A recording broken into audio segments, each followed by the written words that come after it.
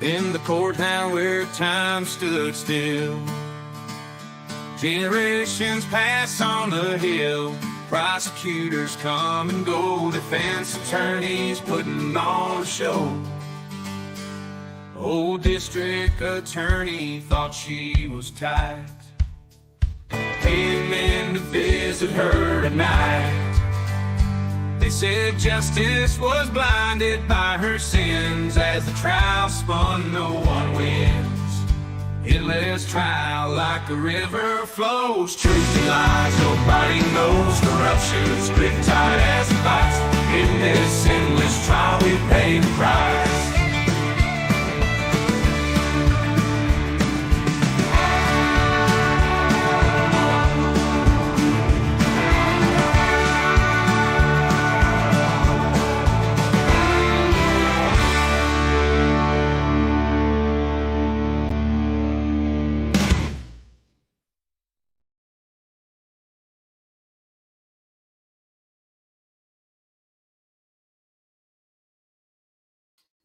Muted.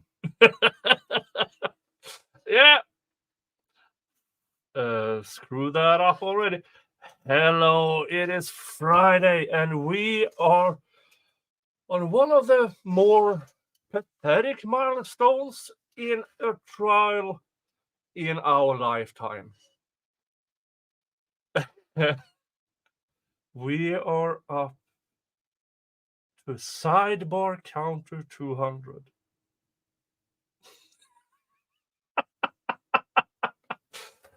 Yeah, Sidebar Counter 200. Now, we are currently at what is known as trial day 87. But you have to count this in.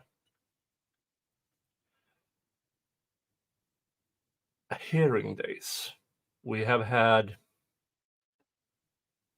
between 7 and 10 of those. All right. Now we're down to 77. Then you have the days where they started and nothing happened. And out you go. That's 3 to 5 days. Then you have half days. We have around 15 of those. An additional 7.5 days. Then you have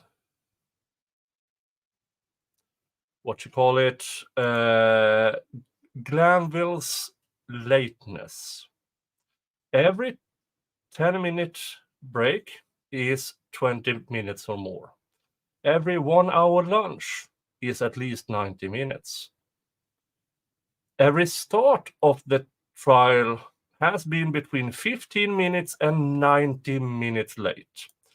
So we are in reality probably around day 55 of actual trial days, full trial days, something of the sort. And yeah, 200 sidebars in 55 trial days, that's a lot. Especially since most of this is because surprise from the prosecution and stuff like that. Entering new evidence, new witnesses. Which should have been done pre-trial. On day 85 and 86, we had first the store clerk of Hertz rental cars, and then we had his manager, who were on the stand in a combined 5 hours talking about how young Thug rented 2 cars. 5 hours. I've been covering a bunch of trials, folks, and I've seen rental car guy testifying. It's 10 minutes. Did the person rent a car? Yes, he did. Do you have receipts for it? Yes, I do. Do you remember anything? Insert yes, no.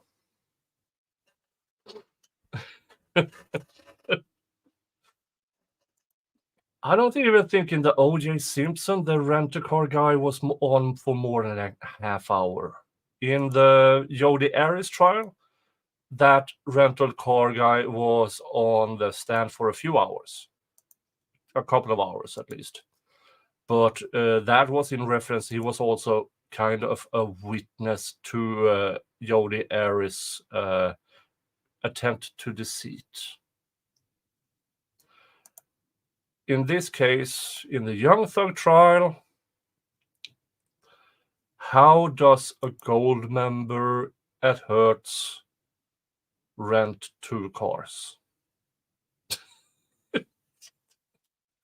Oh, it's such a waste. But it gave us today the 200 sidebar count. So we will start off with some of that, with the final part of rental car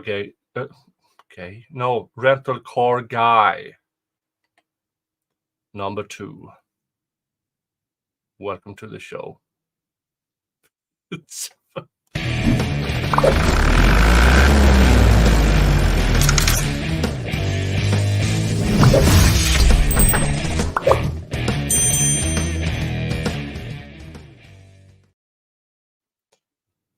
Dun dun dun. Oops. There. And it's Friday. I'm having a beer. Hey, Tammy, Gigi, Sal, who else did? John, D. Robertson, and Dave, and all you others. Hello, you over at Rumble. Hello, you at the Twitters. You on Rumble and Twitters, go say hi in the... Say something in the chat. Yeah? It won't hurt you. I promise. It will help me. I promise. So, let's see what rental car guy number 2 has to say. Let's see here. Oh. His name is Ira Singleton, and he is probably 6'8". And then after we do the celebration, today, day 87, Lil Woody, Mr. Woodpecker. I don't... Yeah, it's such shenanigans from the prosecution again. I will tell you about it when we get there. But let's start with this. This state's Exhibit 333 Yankee. Do you see a rental agreement number or rental record number as you described earlier? Yes. So this is it. So rental agreement, that's the number. Okay, what is the number that you see and that you're pointing at with the wooden pointer? So that's 103. Okay. I probably, when not having to interact with the board, have Okay. of course, permission that is. You may step down. Thank you, Your Honor. Okay, so as it relates to state's exhibit, yes. And just be careful, there's a ledge right there. Yeah. All right. For this state's Exhibit 333 Yankee, do you see a rental agreement number or rental record number as you described earlier? Yes. So this is it. So rental agreement, that's the number. Okay, what is the number that you see and that you're pointing at with the wooden pointer? So that's 103 976 202. Okay, and is there what does RA stand for? Rental agreement. Okay, just beneath that line that has RA on it, do you see a line that has a CO on it? Yes. What does CO stand for? So CO stands for checkout. Okay, and I'm actually going to give you this microphone. I'll project, and so that you can be heard. And when you say checkout, does that mean that, are you saying that to the jury that they are leaving? What do you mean by checkout? That's when the car was rented. Okay, okay. And what date and time do you see associated with checkout? So this would have been January 2nd, 2015 at 9:08 p.m. Okay. And as it relates to the items that are next to it, do you see a TMDW? Yes, What does that stand for? that's telling me this person is on a weekly rental rate plan. The items that are next to it that say ZE, what does that tell you as you look at that today? In 26 and a half years, I've never known what that meant. Okay. The numbers that are directly adjacent to the numbers you have never understood, the letters that you've never understood them to be. Right. What does that mean on that line that's consistent with checkout? So here? Yes, sir. Okay, so every Hertz location across North America has alpha and a numeric number. So this is telling me 145011, that's the Atlanta airport. All right, and then if you go across here, every Hertz location is identified alpha this way. So you'll start with the state GA, ATL 11. What does US stand for? United States, sorry. All right, no problem. And what is adjacent to that that says global RECV? What does that stand for? That occurs after the card's return. Right. But- Now, okay. yeah. Do you have something more? I don't know exactly what that means, no. Want to drop to the line just beneath the CO where we read for checkout. Yep. What do you see there that says CI? So CI, that would stand for check-in. So this card returned on January 7th, 2015, which was a Wednesday at Okay, 8:32 p.m. And does that contain Woody. Well, he has changed his mind several times this morning. So we'll see. Thank you, Michael. on that line where CI is for checkout, does it contain the same alpha and location? Correct. Yep. I want to drop down just, well, not for you, Mr. Atkins, but for you, Mr. Singleton. Is there a renter associated with this rental agreement for this rental that occurred on January the 2nd, 2015? Yes. What name or do you see, if any? Jeffrey Williams. Okay. And beneath that, is there a card number associated with Mr. Williams' rental for this vehicle? Yes. MasterCard. Okay. Is that what MC stands for? Correct. All right. And what numbers do you see to the right of MC, if any? 05-534-869, and then it's X. So it's masked, so you only get certain numbers from the card. Right. And to the right of that, those numbers that you see that are masked at the end, do you see any more language on this record? On this line, On that same line? it's telling me that it's not a debit card. Okay.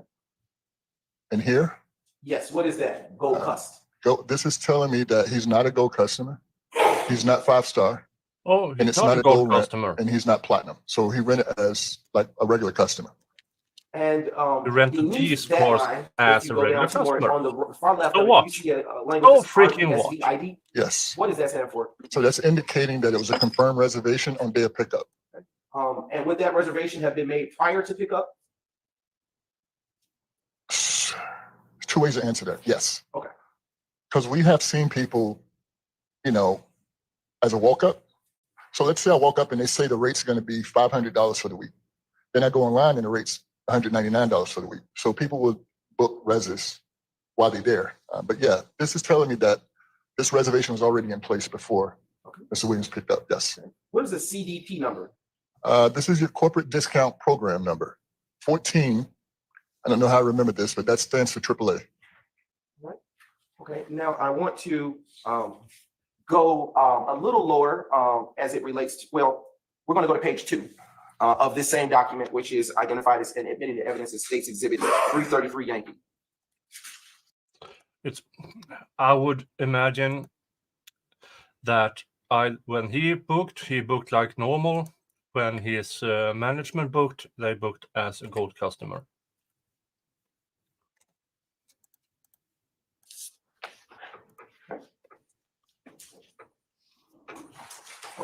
Do you see, I'll ask you this, is the rental agreement number the same on this page as it was for the last page? 602, yep. And is the location the same, is the location listed from where it was rented, Yep. the same as on the first Mr. page? Jingle! 145011, yes, Atlanta Airport. And Hello. what checkout do you Hello. see associated with this page? if any? I'm really pissing off Mr. Jingle. January 2nd, Atlanta Airport. Hello. That's when it was rented. Hello. I'm going to turn your attention now to page 3 of this same document, identified as States Exhibit 3. Mr. Jingles is And absolutely on not page 3, stopping for my do you see demise. a rental agreement number right that now. is consistent with what you saw on the first page? 602, yes. And I now want to turn your attention to the first column on the far left side of this same document and ask you, what is never lost? Never lost is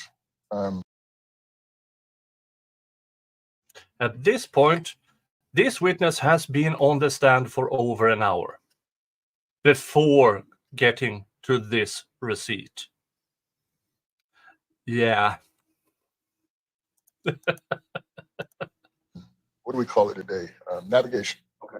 Yeah. So never lost is a unit that we used to install in Hertz cars. And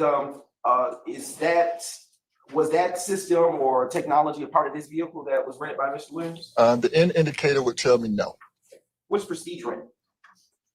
So back in 2015, we had a Prestige car program. And so those cars would include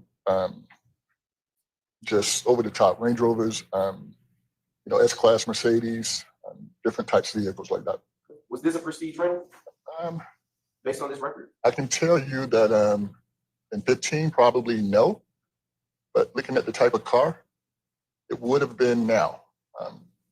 What about BMR Res? Where are you seeing that at? Oh, right beneath Prestige rent. BMR, oh, excuse me, I said it wrong. BMR Res. Not familiar with that. Okay. Just beneath that line item, do you see a vehicle identification number? Yeah, this would be the VIN number to the vehicle that was driven, yes. What's the VIN number associated with this vehicle that was driven? This would be the Stingray Corvette. Okay. What is the VIN number associated with the Stingray Corvette that Mr. Williams rented on January 2nd, 2015? You need me to read the whole thing? Yes, sir. 1, G as in George, 1, Y, F, 2, D as in David, 7, 2, E as in Eddie. I put this in, that would pull up Corvette. So basically, in Hertz I'm terms, just skipping that would, ahead. anyone who's working in our 10, 15 fleet team, seconds this would at a time indicate that it's a because- Corvette. Right. La-di-da. I want to turn your attention to the center column of this. Yeah, we actually have a document. person in You see a chat line that says C during this trial, KOT Sylvia. -O. We used to work for Hertz. In the middle, Yes, I'll direct your attention with the pointer.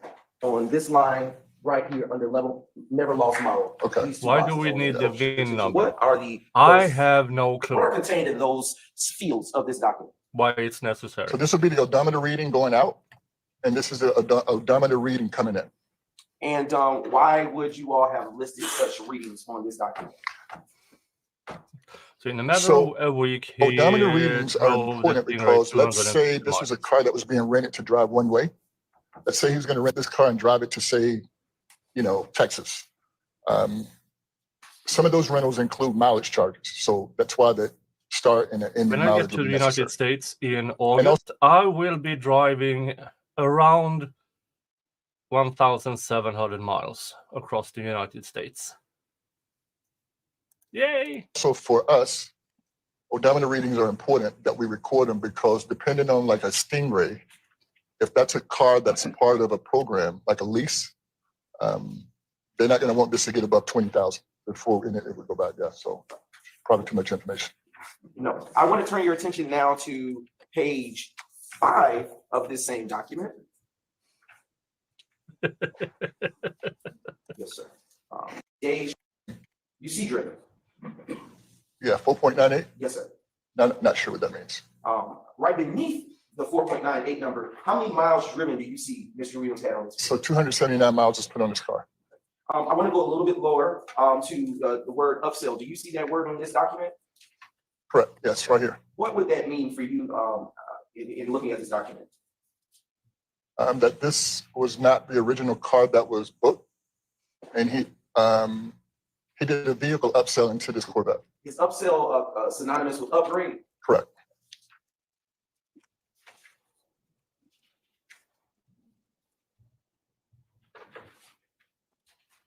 I want to turn your attention to the next page of this document.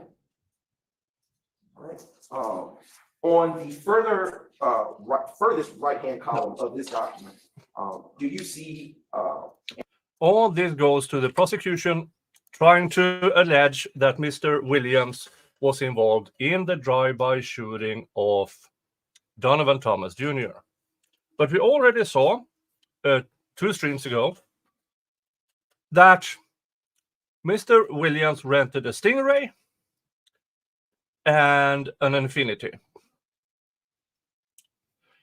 The suspect in the drive-by shooting didn't drive either. He drove what was it now? Hold on, I have it here.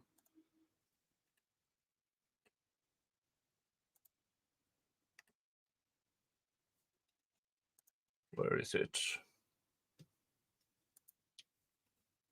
Ow! He drove a white Pontiac, not a silver Infinity. So that made the prosecution say, well, he could have switched cars. And the defense went, show it. Prosecution, Nothing. So that should have put an end on this piece of trash. It should have. It really should have. Let's see if I can. Because here is the actual indictment. Defendant Jeffrey Williams, an associate of YSL, did rent a 2014 silver Infiniti Q50 sedan from Hertz Rent-A-Car, which was used in the commission of the ending of Donovan Thomas Jr. That is the actual indictment. He did rent a silver Infiniti Q50. The car used by the suspect was a Pontiac Bonneville 2014 or something of the sort. A white Pontiac at least. 2010s model. And during the cross-examination of that Lieutenant Thorpe something, they showed the video and they asked him to look at the grill of the Pontiac. Yes, you could see that. And then they played the suspected drive-by car. Lo and behold, the grill was not from a Pontiac Bonneville. And it definitely wasn't from an Infiniti Q50 sedan.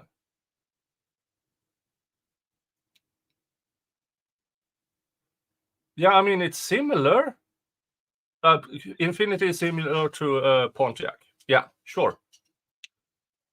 But that wasn't the suspected drive-by shooting car, which showed. And they are still moving on with this indictment, even though there is absolutely zero evidence of Jeffrey Williams' car, the car he rented, involved in this drive-by shooting. And here we are, 5 hours in to a line that says age, rental gift. car guide What? number What is that? 2. That's telling me that the renter was underage and he paid a fee to drive this vehicle. Underage fee. Underage What would have means been he was considered under underage the for a age of person 30. in 2015? Anything under 25. And I'm going to turn your attention now Now to the it's final page of 30. this document, which is now page 7. I want to start with on the furthest right-hand column. You see a line that says birthday? Correct. What is the birthday associated with that column? 8/16/1991. You know that to be August 16th, 1991? Correct. All right. Do you see a line under that? Yes. What is the age at rental for Mr. Williams for this particular This is telling me he was 23 years old. Is there a second driver associated with this rental? No. Okay. And how do you know that? So if there was a second driver, that information would be here. And when you say here for the record, where are you speaking about? On the line under age at rental, it was a second driver age, and that would be listed there. Okay. And I want to turn your attention now to. No, it's still in the future. We We are moving up to it. furthest left side column of this same document, do you see an address associated with Mr. Williams' rental? I do. What's that address? So this address at time of rent, which will have been taken from Address. yes.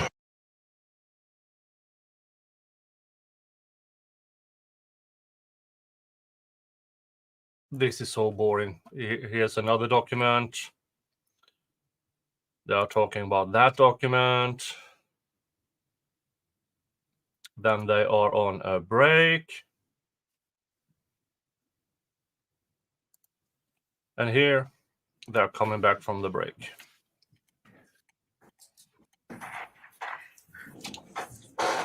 Let's see. All right, Mr. Brown, whenever you're ready, sir.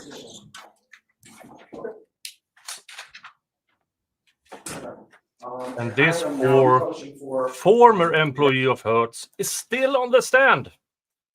We are now to, ow, Jesus Christ, Mr. Jingle, stop doing that. Jeez, my leg is not the scratch pole. Or as in Mr. Jingle's affectionate way, I'm tenderizing you. Please die so I can know. Record states exhibit 335 Yankee. And we are going to be on page 5 of that same exhibit. And all right, actually we're going to go to the next page, page 6, Mr. Edwards.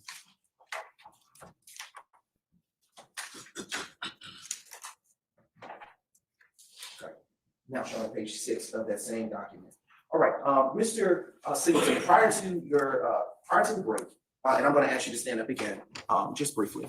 I want you to point back to the area where you saw upsell on states 335 Yankee. Can you see that? Yes. Okay. For the upsell charge, how much was that? $400. And does that pertains to the Q50 Infinity that contained the sunroof, correct? That is correct. Yes. And for the upsell charge, would a person such as a rental agent like Mr. Alivor receive any kind of commission or fees for that? Yes. How much? That's tough because it's based on your penetration. I don't want to get too deep, but it's based on a lot of things. It's not just one particular car. So like with this vehicle, it's telling me the rate was $92.50 a day, and his upsell charge for 4 days would have been $100 a day. And so yes, he's commissioned off of that. Okay. And say I have rented 2 cars to Mr. Williams with an upsell. Would I receive a commission for both such rentals? Objection, that's relevant. I'm overruling the objection, sir. You can answer that question. Yes, you're commissioned off of your sales. All right. I am now going to turn to the, oh no, I want to keep you on the same page. And I want to show you in the furthest right-hand column of this same document, do you see the area where it says age difference as in the prior state's exhibit? Yes, $80. And it's an $80 charge in Yes. total? Yes. Okay. And do you see beneath, all the way at the bottom, a total for all of the charges? Yes, correct. So Oh, total I know, charges we is will get there, Donald. Well, we will get there. $1,278.83. I'm now going to turn your attention to the final page of State's Exhibit 335 Yankee. And I'm going to ask you to focus your attention on the top left-hand corner of this same document. Do you see a rental agreement number associated with this same page? Yes. See a checkout date associated with this rental? Yes, January 7, 2015. Okay. And do you also see a customer ID number on this page? Yes. What is that customer ID number associated with Mr. Williams' rental, the Q50 Infiniti? I'm not sure. Do you see those numbers next to customer ID number? ID? Yeah, 05207. Okay. 88991. Okay. And now I want to turn your attention on that same line. Yes, sir. Do you see auto gold all the way across? Yes. Okay. And what is the code, if any, do you see associated with that line? For auto gold? Yes. No. Okay. Do you see anything beneath that line? Yes, it's birthday. And what is the birthday associated with that line? August 16th, 1991. Do you see a line beneath that line for the birthday? Yes. What is the age at rental? 23. And do you see if there is a second driver associated with this vehicle? There is no second drive associated with this vehicle, no. And are you able to say that because the line is blank? That is correct. I want to turn your attention to name of the rental is the name, what is the name of the rental for this? Jeffrey Williams. Is that the same name that was on the first state's exhibit, identified as state's exhibit 333? That is correct. All right, now, is there an address associated with Mr. Williams' rental? Yes, What is his address associated with his rental? 3424 Ruby H. Harper Boulevard, Southeast, Atlanta, Georgia, 30354. Okay, now I want to go to the lines just beneath the city and state. Do you see a home number associated with this rental? Yes, it's 504-975-3904. Do you see a building number associated with this rental by Mr. Williams? Yes, that is 404-798-8491. Do you see a driver's license, country and state associated with his license? Yes, driver's license, state of Georgia.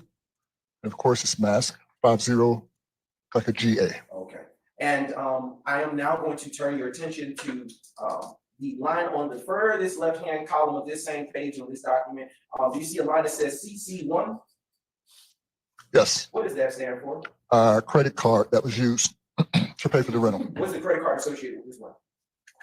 The number is mask, but it's 534869. That's what's available to see. Okay, is there anything that follows that last digit of 9? I'm sorry, XX. And I want to ask you to turn your attention. An investigator came Skipping ahead. and there was a robbery or whatever, or shooting or whatnot, then they would request, if they have a person of interest, they would say, hey, I want to see how many cars have you rented from this time to that time. So that's what this is. So it's basically a summary of all the rental agreements. And what this report does is it captures every rental that that person has rented in that period that you inquire.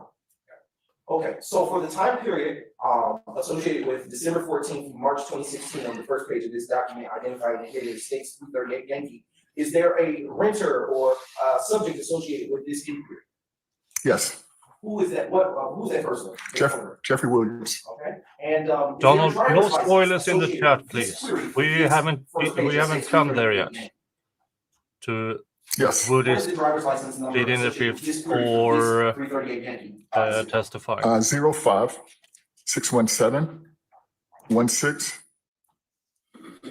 05-617-16-50-GA.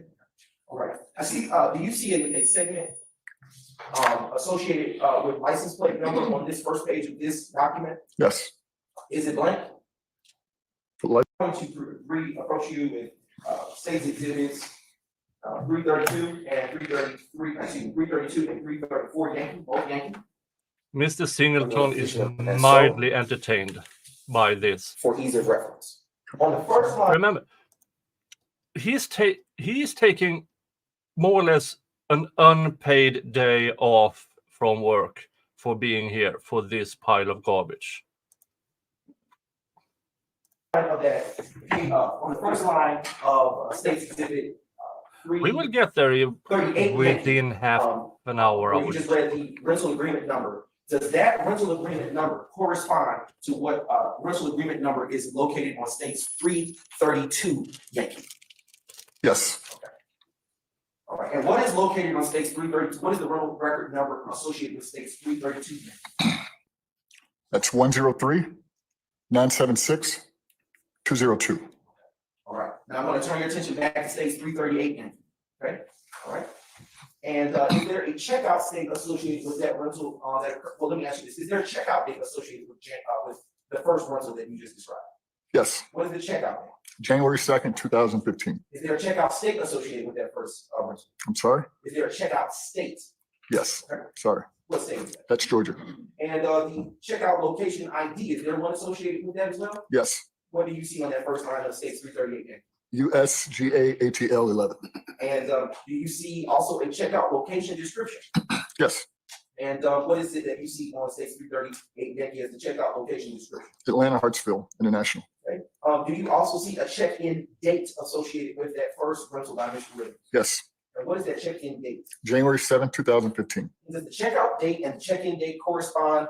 Is the checkout date on state's 338 Yankee as well as the check-in date correspond to what is located on state's 332 Yankee, which is the rental agreement? Yes, What is the check-in state associated with the first rental made by Mr. Williams? the check-in state, Yes, sir. Georgia. And is there a check-in location ID associated with that first rental by Mr. Williams? Yes. Okay, what is the check-in location? Atlanta Airport. And is there a date of birth associated on state 338 Yankee? Yes. Does that date of birth correspond with what has already been previously identified and admitted in the evidence as states 333 Yankee? And I'm turning your attention to page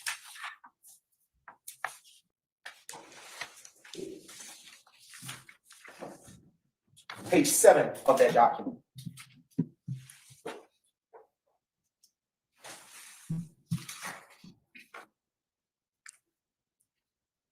Yes. And is there a license plate number associated with this first rental by Mr. Williams? And if you can turn slide the exhibit over just a little bit, Mr. Atkins. Thank you. For the jury to see. Is there a license plate number associated with states 330? Yes. Yankee? Mhm. And what is that license plate number associated with that first one? CCK 1725 Georgia. And does that license plate correspond with the first rental that Mr. Williams made on January the 2nd, that basing your attention on states 332 Yankee? Yes. And based on states 338 Yankee, if you can go over just a little bit more, Mr. Atkins? All right. Is there a VIN number associated with that first rental that Mr. Williams had? Yes. What is the VIN number? 1G 1Y F 207 2E 124682. Okay, and I'm turning your attention now to states 333 Yankee. Does that VIN number that you just called off, that you read from states 338 Yankee, correspond to what is listed on states 3? Just a brief moment, Ms. Weaver. 333 Yankee. Does that VIN number correspond to that document? Yes. Basically turning your attention back to states 338 Yankee. Is there a total amount of miles driven on this first rental by Mr. Williams? There is How many total miles did he drive? 279 miles. Okay. All right. Now I'm going to direct your attention to the second box on that same diagram that is shown on states 338 Yankee. And if you can slide the exhibit Exactly over goes just through all the way to the Young's left. rented an Affinity Q50 And can you tell the ladies? and a Corvette Stingray, Hertz edition, not a white Pontiac Bonneville. Exactly. So what is his connection to this drive-by shooting? None. Zero. It's the prosecution's evidence is gossip and bad cops and shit investigation. That's the prosecution's case. And gentlemen of the jury, what, if any, rental agreement number is associated with Mr. Williams' second rental that you see on states 338 Yankee? So that's 105. On to what is the check? Had a bit. That second one. And if you go over a little bit more for Mr. Williams' second, right, the second rental, is there a date of birth associated with the second rental? On page 5. Yes. Tipping ahead another bit. License plate state matched what is shown on, does the license plate state listed on states exhibit 338 Yankee match what is shown on states 335 Yankee? Yes. Does the vehicle identification number listed on? It's so annoying because the junior prosecutor, whose name I don't care about, is go, who did that?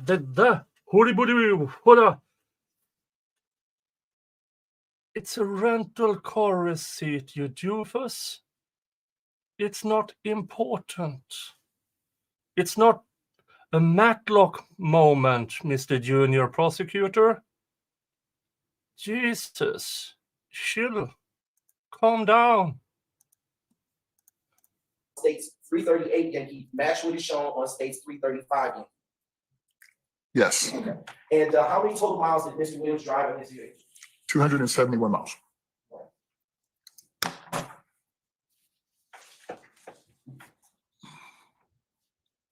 Just a brief overview, Chairman.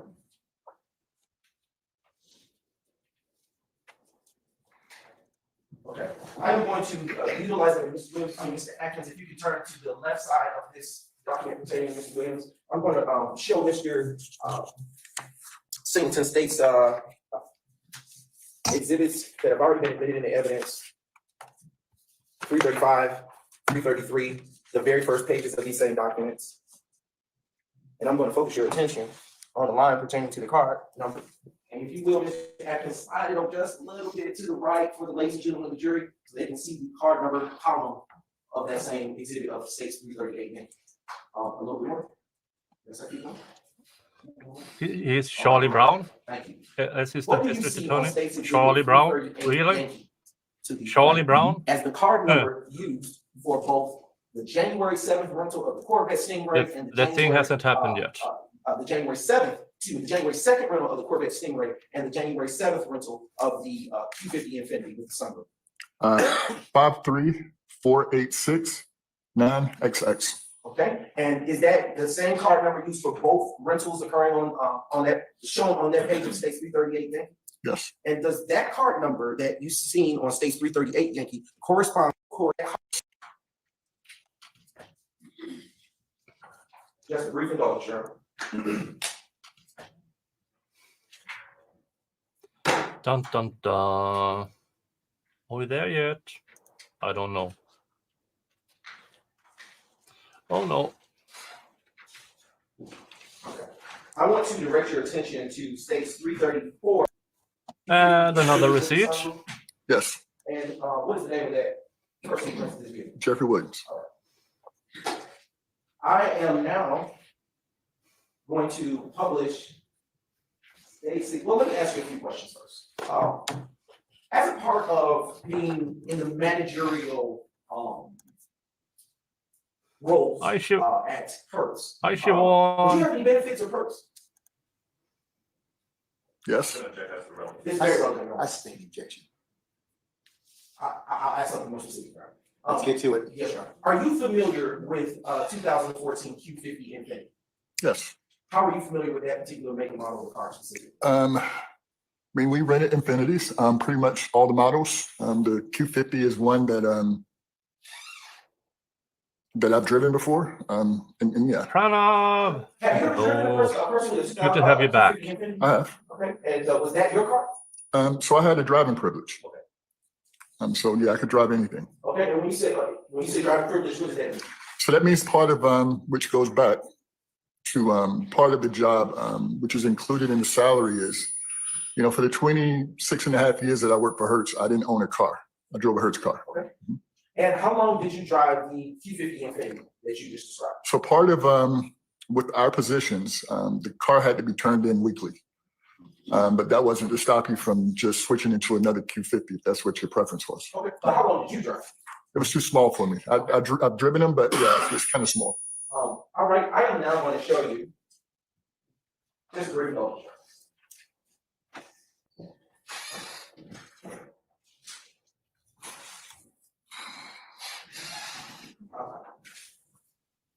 How often would you drive Q50 Infinity? Not often. I believe that's a yes answer. I sustain the objection. Would you drive the Q50 Infinity from work to home? Yeah, I have, of Okay. And would you recognize the Q50 Infinity if you were shown one again? course. It's very real. Overruled, sir. I am now showing you what has been already admitted in evidence in states. 292 Yankee Lima Mike November. Are they trying to show him the drive-by and claim it's an Infinity? And okay,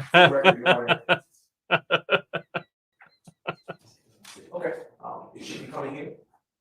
And I'm going to allow you, if you will, let me get past you. Bring that back up. For the ladies and gentlemen of the jury, can you please circle if you see a Q50 Infinity on the screen? This. Can you describe the color that you can see this Q50 Infinity? So yeah, this one is silver. Okay. But yeah, this is a Q50. And can you tell the ladies and gentlemen of the jury if you see a date in the bottom left-hand corner of this screen? Yes, January 10th, 2015. And did Hertz Rental Car Atlanta Airport, based on the records that have been admitted into evidence, rent a Q50 Infinity 2014 with the sunroof around or about the time that this Q50 Infinity appears on this screen? Yes, And to whom did Hertz Infinity rent a Q50 Infinity 2014 with the sunroof around or about the date associated at the bottom of the screen? So yeah, this would have been a Jeffrey Williams rental. No further questions, Judge. Counsel, No further questions. 5 freaking hours. 5 to this moment, which Charlie Brown, ADA, thinks is a Matlock moment. We already know that the suspect didn't drive a Q50, an Infiniti Q50. We know he drove a Pontiac Bonneville.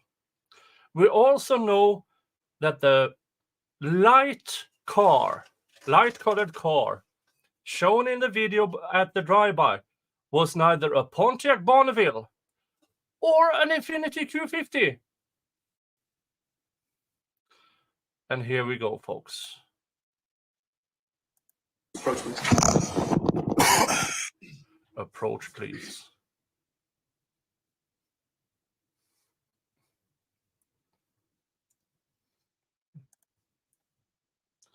Ladies and gentlemen. Oh, that's what you named him, Gigi. Charlie Brown. As you can see, folks, it is a sidebar.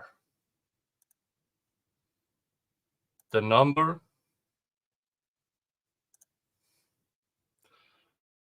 Ladies and gentlemen. Sidebar counter. 200! Woo!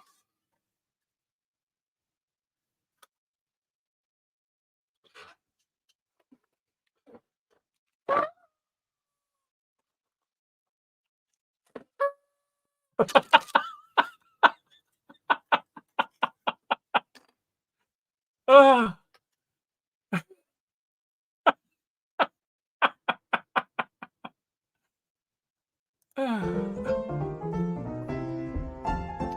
Prime war counter 200!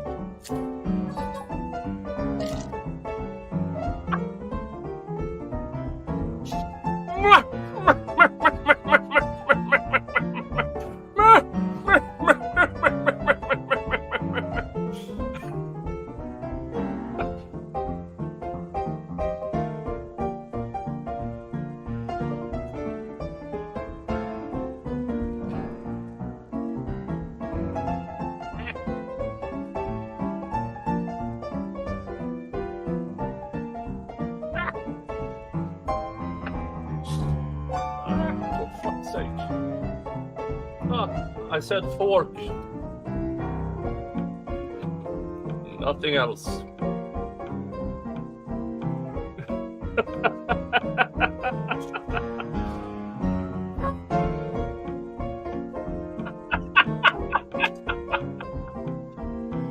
Sidebar counter 200!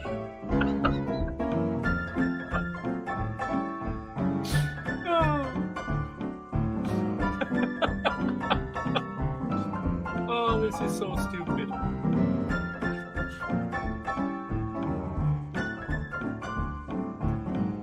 Cheers!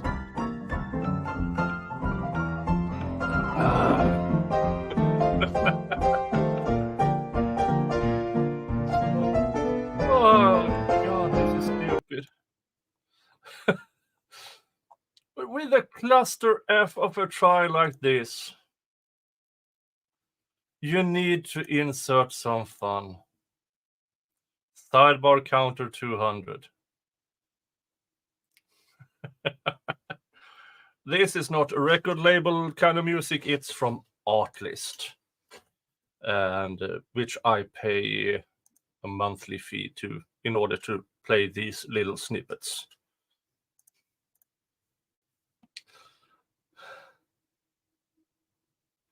And With Mr. Steele, I represent Jeffrey Williams. cross-examination. Gray sweater.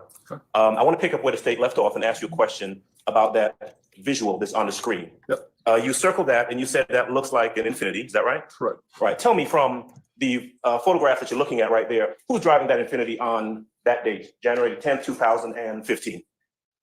Can't answer that. You can't tell, can you? No. There's no way that you can look at that photograph and tell anyone here that Jeffrey Williams or anyone else is driving that vehicle at that moment, can you? No. You were working at Hertz in around the time we're talking about, January the 10th of, well, really in this case, January the 7th Yes. of 2015, true? Correct. You were the director of operations? Operations, yes. Okay. Were you actually working on the day of January the 7th, 2015? Can't answer that. Okay. You don't know for sure. What day was it? Oh, if you don't know, I don't know. All right. But let me ask you this. Do you have a recollection? Can you say to this jury, yes, I was working that day, or no, I was not working that day? Objection. That's the answer. I stand the objection. All right. Of course you do. Fair to say you don't know. Objection, same objection. All right. Do you know what individuals were actually working at the location on that particular day? So the 400 employees. Yes. Couldn't tell you. You don't know. No. All right. We talked a little bit, well, a good bit actually, about the check-in date and the checkout date. Yes. I want to ask you some questions about the actual location, right?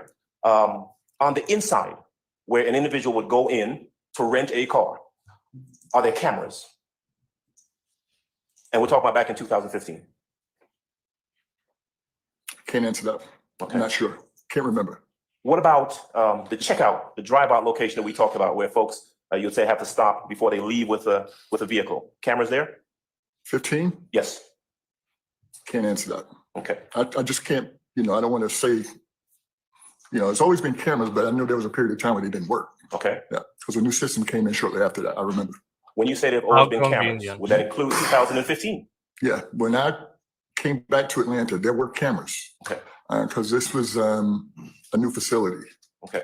But I can't recall if they were working or not. Okay. Or for example, So why, if you had all these suspicions back in 2015, whoever the investigator was at the time, did you ever ask for any of the videos? That's a trick question, because no, of course they didn't. where they might have been located at the facility. I knew where every camera was located. Okay. So there was a lightning storm Reform convict, you missed sometime the back 200 then, 'cause that's what prompted sidebar us to get a new celebration So I just, like I say, I just can't with recall 5 if minutes. the cameras was up and running then or not. Okay. Mhm.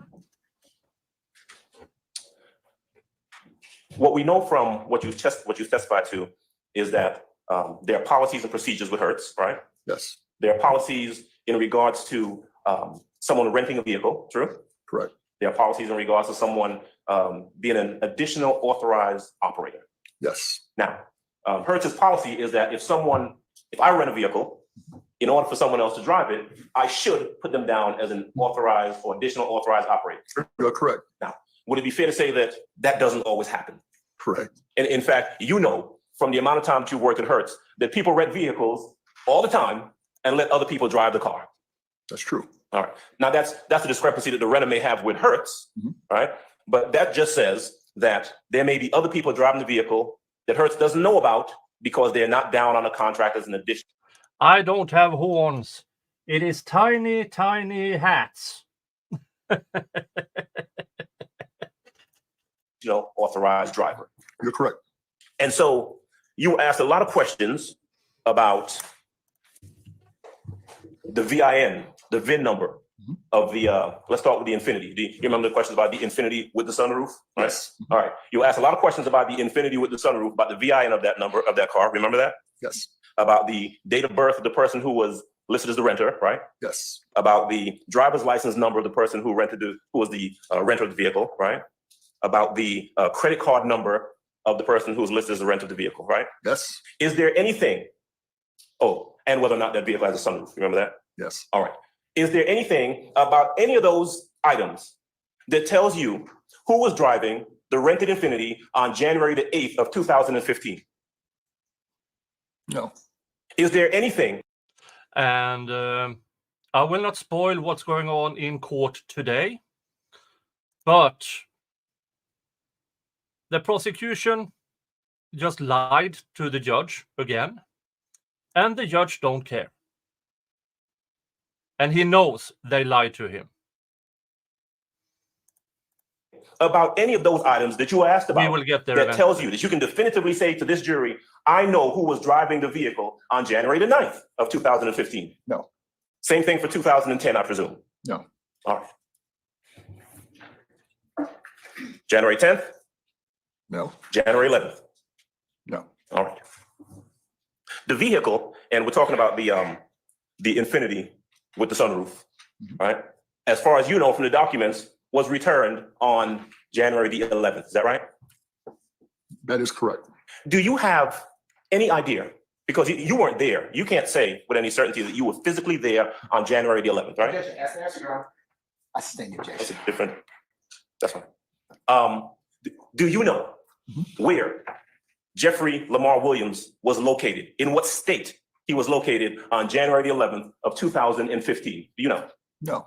Do you know who was sitting behind the steering wheel of that Infiniti when it was returned back to Hertz on January the 11th of 2015? No.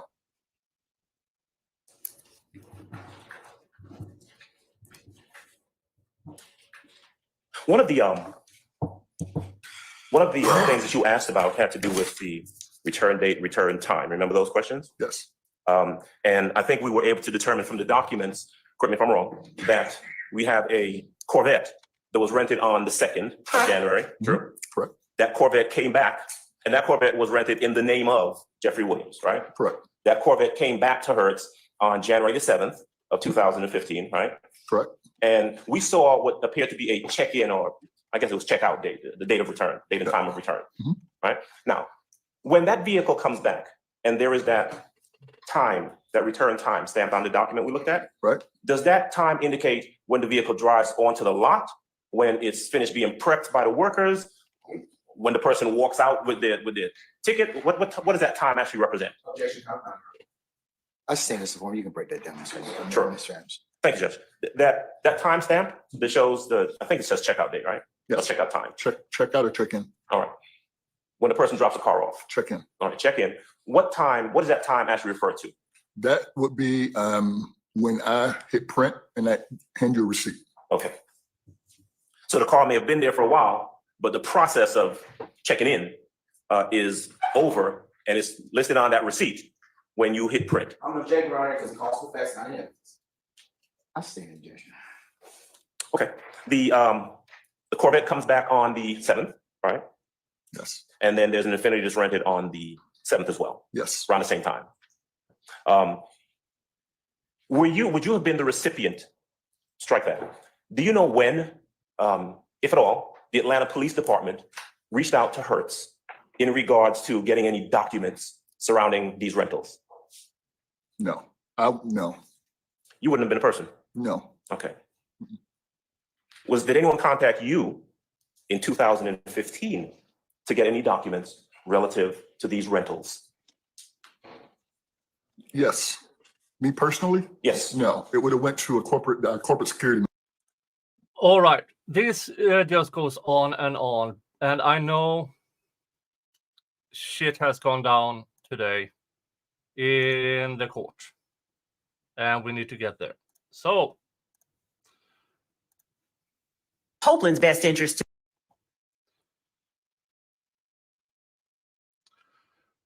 so let's start with some background.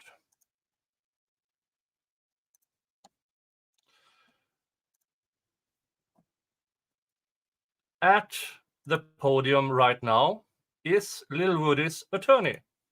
Let's listen to him. And that Mr. Melnick is with us now, and that Mr. Copeland is outside, correct? Okay. Say again? Okay, all right. All right, Mr. Melnick, good morning, sir. Welcome. Morning, Your Honor. All right. Sir, do you have any issues of concern or that I need to take up before I take call as your client? I do, Your Honor. Okay, go ahead. Yeah, Coach. You may. Morning, Your Honor. Good morning, sir. So for the limited purpose of this issue regarding whether Mr. Copeland will testify at this trial, I am representing Mr. Copeland. Your Honor, I spoke with several individuals in the Fulton County District Attorney's Office before this case was indicted. And the Fulton DA's office was very well aware that I was representing Mr. Copeland. Apparently, they have had conversations with Mr. Copeland outside of my knowledge and presence. Yeah. Miss Love. Soulless Miss Love knew Mr. Copeland had representation and she ignored it. Went behind the attorney's back and spoke to Mr. Copeland directly. Now, I can't do anything about that because he talked to them without contacting me first. However, he did contact me yesterday and told me that he was being subpoenaed to testify here today. And I asked him what he wanted to do. His position had been and has always been that he wishes to exercise his Fifth Amendment privilege against self-incrimination. I have explained to him, and I learned this morning that apparently an immunity order has been entered under OCGA 24-5507. Yeah. Despite Lil Woody claiming, I will plead the Fifth. And the remedy for that for the prosecution is to give him immunity. Apparently, that takes away the right to plead the Fifth. I had no idea that kind of bargaining or blackmail could be used before this. Granting him use immunity for testimony at this trial. I would object to that proposition. And the reason is this. I know very well that the district attorney's office knew about my involvement in this case from the inception of this case. I spoke with Don Geary in 2021 about this matter. And he asked me whether or not Mr. Copeland intended to cooperate with the state. And what he told me is that Mr. Copeland would probably either be a witness or potentially a defendant in this case. I spoke with Mr. Copeland. We had numerous conversations between myself. Yes, it's Trenton. It's a gray area, but they can't grant immunity for any other jurisdiction. Yeah. The prosecution in Fulton County can give immunity for crimes in Fulton County. That might be extended to state crimes, statewide crimes, if it's cooperated by other district attorneys. It is not an immunity for federal indictments. That is what I learned today.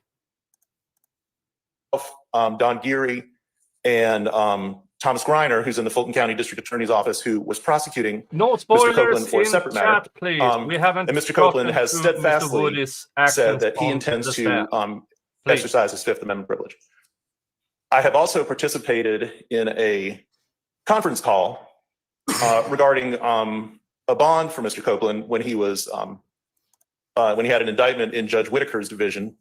Present in that conference call was myself, Adrienne Love, Adam Abadi, Abby Potter, and Judge Whitaker. And we very specifically discussed the state's concerns about Mr. Copeland getting a bond in that case, given that the state wanted to utilize him as a witness in this YSL case. So, Your Honor, Mr. Copeland is here. I can state as his attorney that he intends to exercise his Fifth Amendment privilege against self-incrimination. He does not wish to testify in this trial. And I would ask, there is no other, he's not on bond, he's not on probation, there's nothing like that. I would ask that he be allowed to leave this courtroom without being compelled to testify. All right. Ms. Hilton, do you wish to respond? Yes, Your Honor. All right. And Mr. Malik, you are correct. I did go ahead and sign this morning. I'll make a part of the record, the court's order giving him use immunity.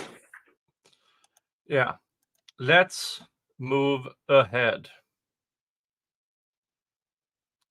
to what went down.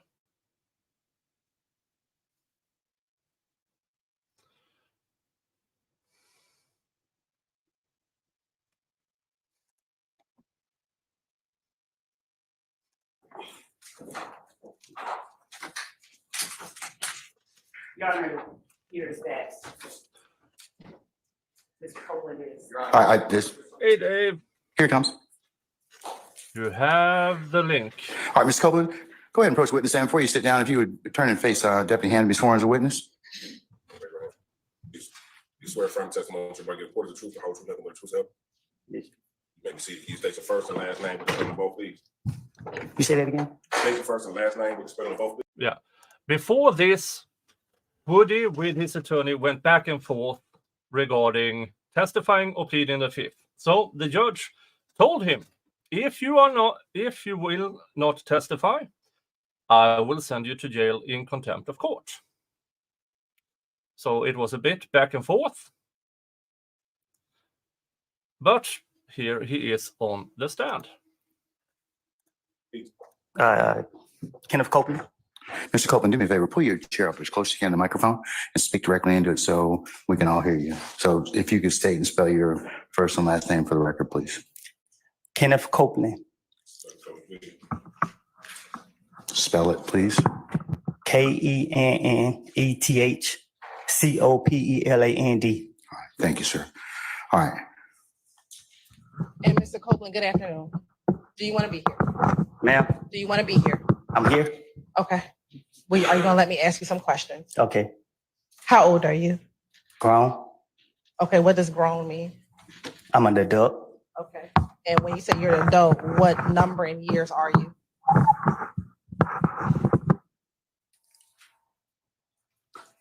I plead the fifth. Ladies and gentlemen, can I get you to step outside to your headquarters of jury deliberation, please? From All right, for sure. Ta-da! Hi, Dave. No. How's this Yeah. game going so far? Kenneth Copeland, Lil Woody, is pleading the fifth on the stand. Oh, good for him. How's Yeah. that go over? Well, his lawyer was a bit mad because he represents Mr. Copeland, and the assistant district attorney Love went behind his back and contacted Mr. Copeland directly. That's a problem. That's a huge Yeah. ethical problem. Yeah, and that Wait, was he's on the what we- stand. Is the jury in the room right now? Jury was just sent out when he pled the fifth to his age. So And wait, so he pled the fifth in front of the jury. Yeah, Everyone knows he's going to plead the fifth, right? yeah. And Well, the court still the- allowed him to be called? The judge, his attorney said he will plead the fifth, and then the judge explained that district attorney has granted him immunity, which takes away that right, apparently, Oh, in Well, Georgia. Well, it in that does. jurisdiction. in that jurisdiction, yeah. But Yeah. what he says can be used in a different jurisdiction. Yeah, and in federal court, if what he says on the stand is something federal. Yeah. So that immunity is garbage, but it forces him to either take the stand or spend time in jail. So that was explained by the judge. And he went back and forth and said, okay, I will take the stand. But, and this will come later, I will not spoil it, but let's listen forward.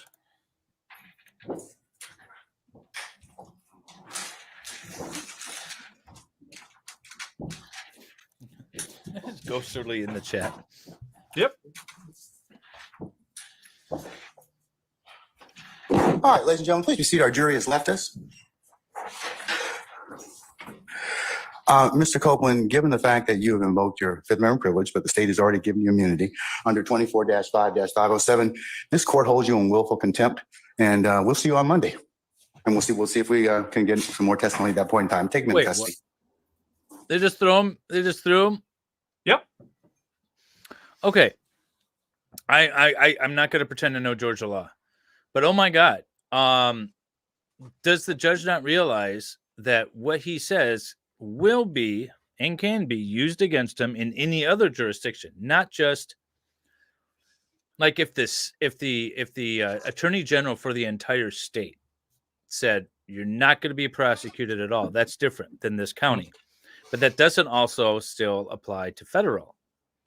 So you would need to get the Department of Justice and the state attorney general to sign off on this. Hi, Sebastian. Lil Woody just pled the fifth and was sent to jail. Yeah, I mean, reform convict. Yeah, this is pure blackmail to me. Because he's forced to get up there and testify, more or less. Either testify or go to jail. Because, hey, look, the district attorney granted you immunity. Yeah, for that district. We know that this RICO case is statewide and allegedly cross state borders. I'm not even sure they can grant immunity under those circumstances in a RICO trial.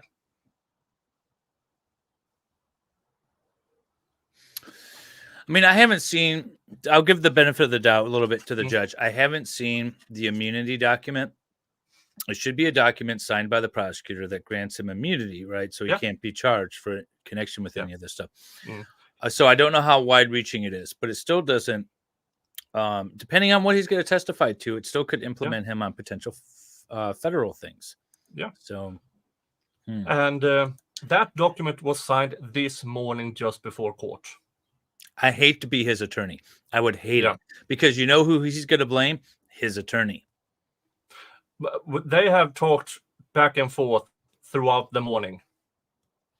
This took the entire morning with his lawyer showing up, claiming spend the weekend in jail and then have to come back on Monday. Yep. This is like that journalist that was sent to jail for, I don't remember how many months because she refused to give up her source. And now, State, do you have any other witnesses you plan on calling this afternoon? No. Okay. What I'm going to do is I'll call our jury and tell them that you're going to be in recess for the weekend, and we'll come back on Monday. The judge could be like, "Where'd that witness go?" Your Honor, the jury is excused. Would you please entertain a motion for a mistrial? Mr. Steele, I'll entertain it right now. I didn't want to hold the jury, but that'll be fine. Oh, you want to hear this, Dave? And I do, and I certainly didn't let him.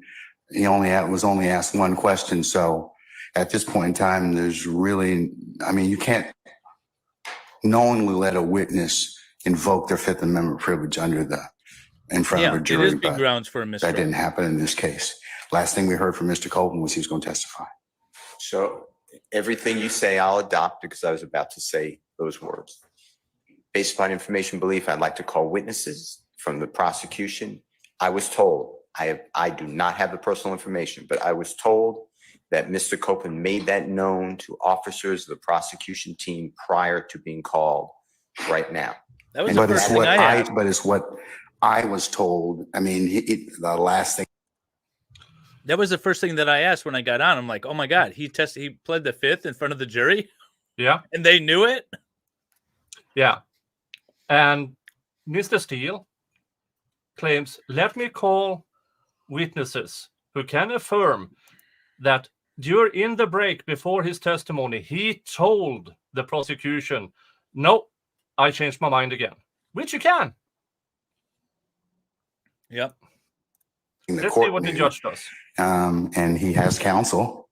If a party knows that a witness is going to invoke the Fifth Amendment in front of a jury, which poisons us, I mean, there's no doubt it prejudices Mr.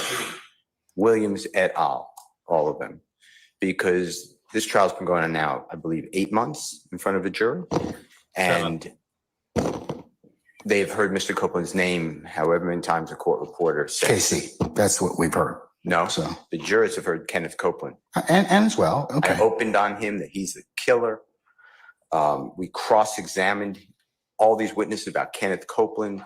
The state talked about Kenneth Copeland. My point is, if this honorable court finds that the state knew or had reason to believe that he was going to do this in front of a jury, that his response was going to be, I'm invoking the Fifth Amendment, then, Your Honor, yes, I adopt what you said. That's wrong of a party, and I'm moving for mistrial because. Okay.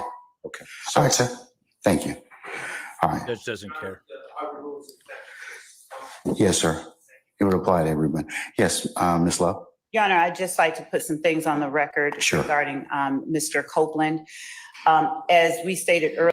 This is Ms. Love, who, prior to Mr. Copeland's testimony, contacted him without his lawyer's knowledge.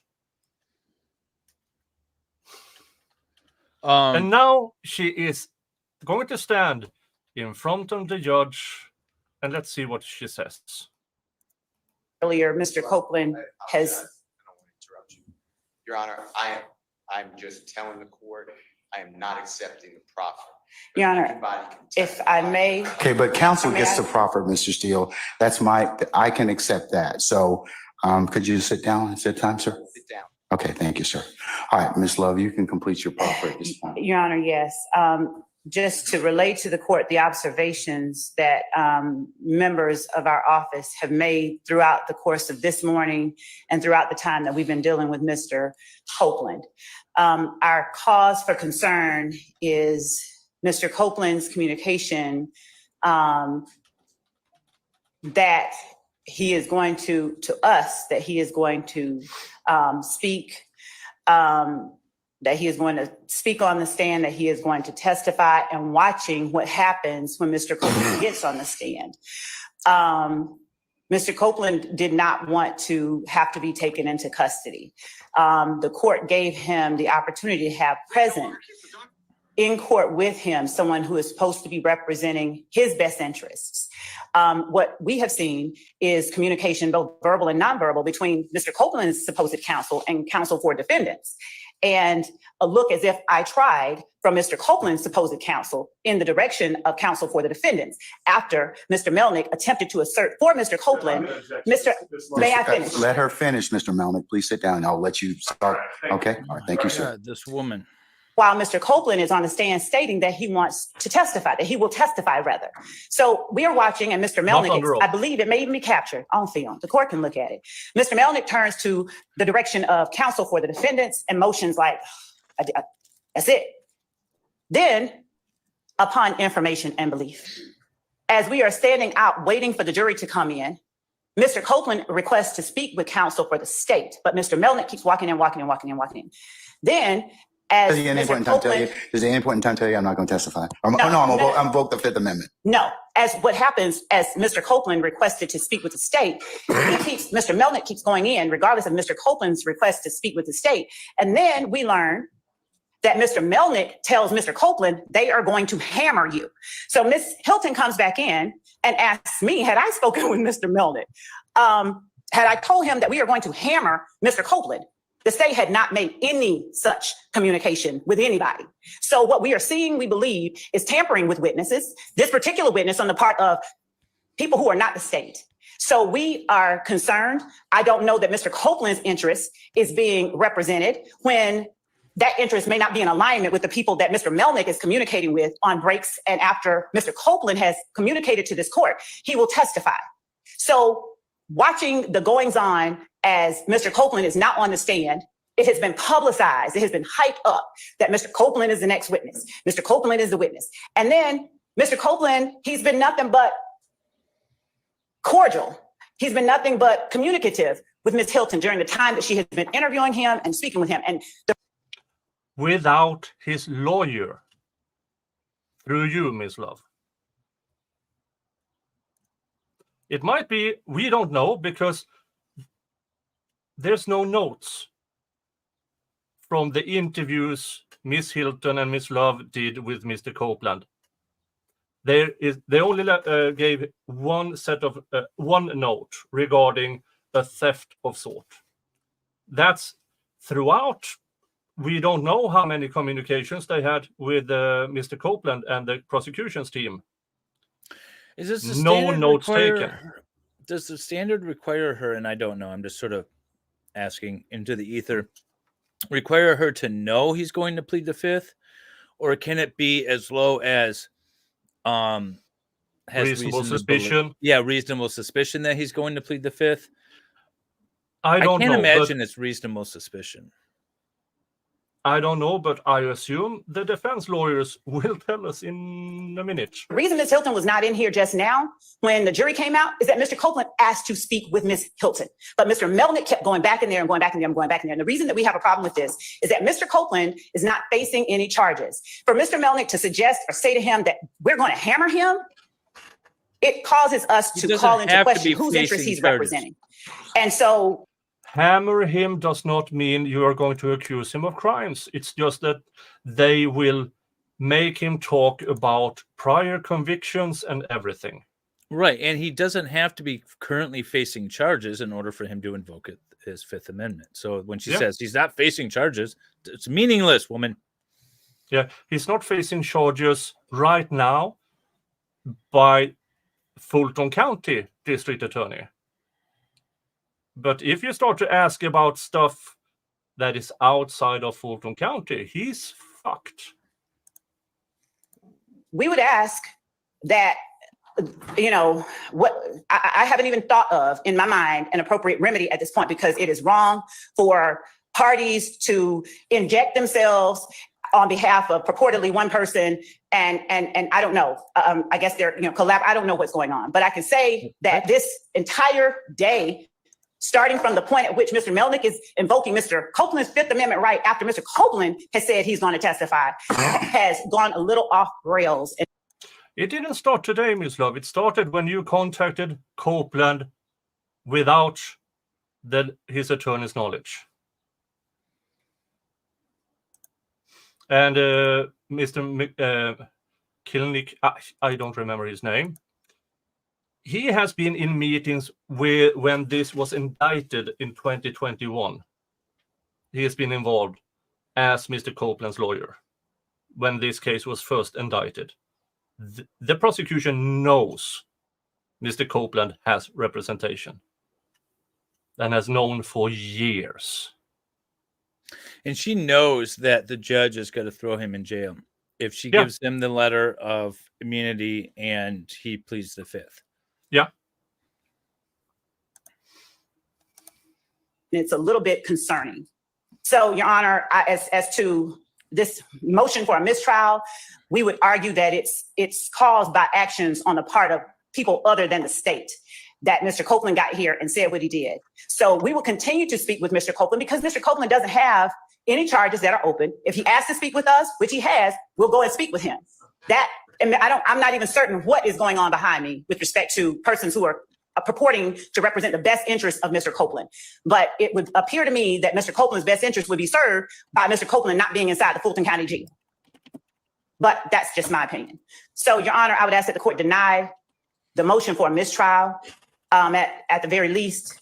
And if it goes any further, find that actions by people other than the state have led to us being where we are, because Mr. Copeland was at the point right before lunch of agreeing to testify. That is the reason we were ready to get started right before lunch, because now he's been told he's going to be hammered by his attorney. I guess he told him that I guess the state's going to hammer him. I don't even know what, but Ms. Hilton has gone over the questions that she has for Mr. Copeland. She has spoken with him about it. They have been speaking cordially with one another.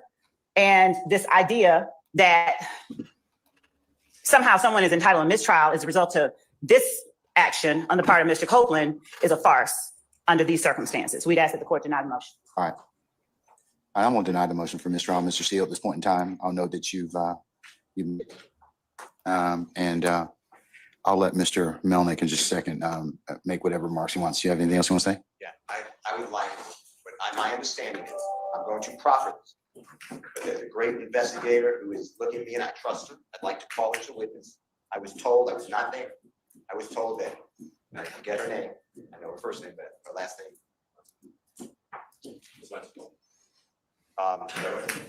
And Investigator Long, and I may be wrong. Heard Mr. Copeland prior to coming into the courtroom, almost immediately prior, state, and I'm reading from Mr. Kokomo. If I have to go to jail, then lock me up. And then the Honorable David Botts told me as I was walking in that he heard, he's right behind me, so he should be speaking for himself, but he heard Kenneth Copeland tell the prosecution I said the wrong people, please correct it, that he's invoking the Fifth. That's why I raised it. I'm not saying anybody did anything wrong. I'm saying that if a party knows or has a reason to believe that a witness may invoke the Fifth Amendment in front of a jury, we avoid that at all costs. But the challenge we're having, Mr. Steele, is I do believe that there's probably been some behavior that probably wouldn't pass the good faith test of there's a lot of influences inside and outside. So I'm going to basically base it on the proffers of counsel and just remind you all of your professional responsibility requirements. Okay. Well, So I'm going to remind it all the time because I live them. I'm just telling the court that in order for you to deny my motion for a this is bad. and I'm going to deny your motion, and I've made my ruling. So I'm done at this point in time. Okay. In terms of this motion for mistrial. Well, Wait till I'd the like to next call one. the witnesses, but I understand what you're saying. I'm not going to call any witness. I don't need any witnesses. Your proffers are fine. Okay. That's weird. He has just been told there are witnesses. They may or may not have heard this interaction, and he refuses to hear it. Is that an unforced error, Dave? So I don't know if it's going to rise to the level. It might be one of those things where it's another, another needle. Mhm. Okay. So the purposes of proffering, you guys heard the term proffering. The judge will often say, and they often do, all right, I'm going to call you. You want to call a witness? Tell me what this witness is going to testify to. I had a hearing on Monday that was very similar. I had 4 witnesses and the other side challenged them. And the judge said, okay, tell me what these 4 witnesses are going to testify to. And after hearing all that, the judge said, seems like relevant testimony to me. And, and so then it's relevant and we're going to come up. But if the judge said, no, I don't think that's relevant, it could be reversible error, but the courts, the appeal court's going to give deference to the trial judge on this at the time. Yeah. Yes.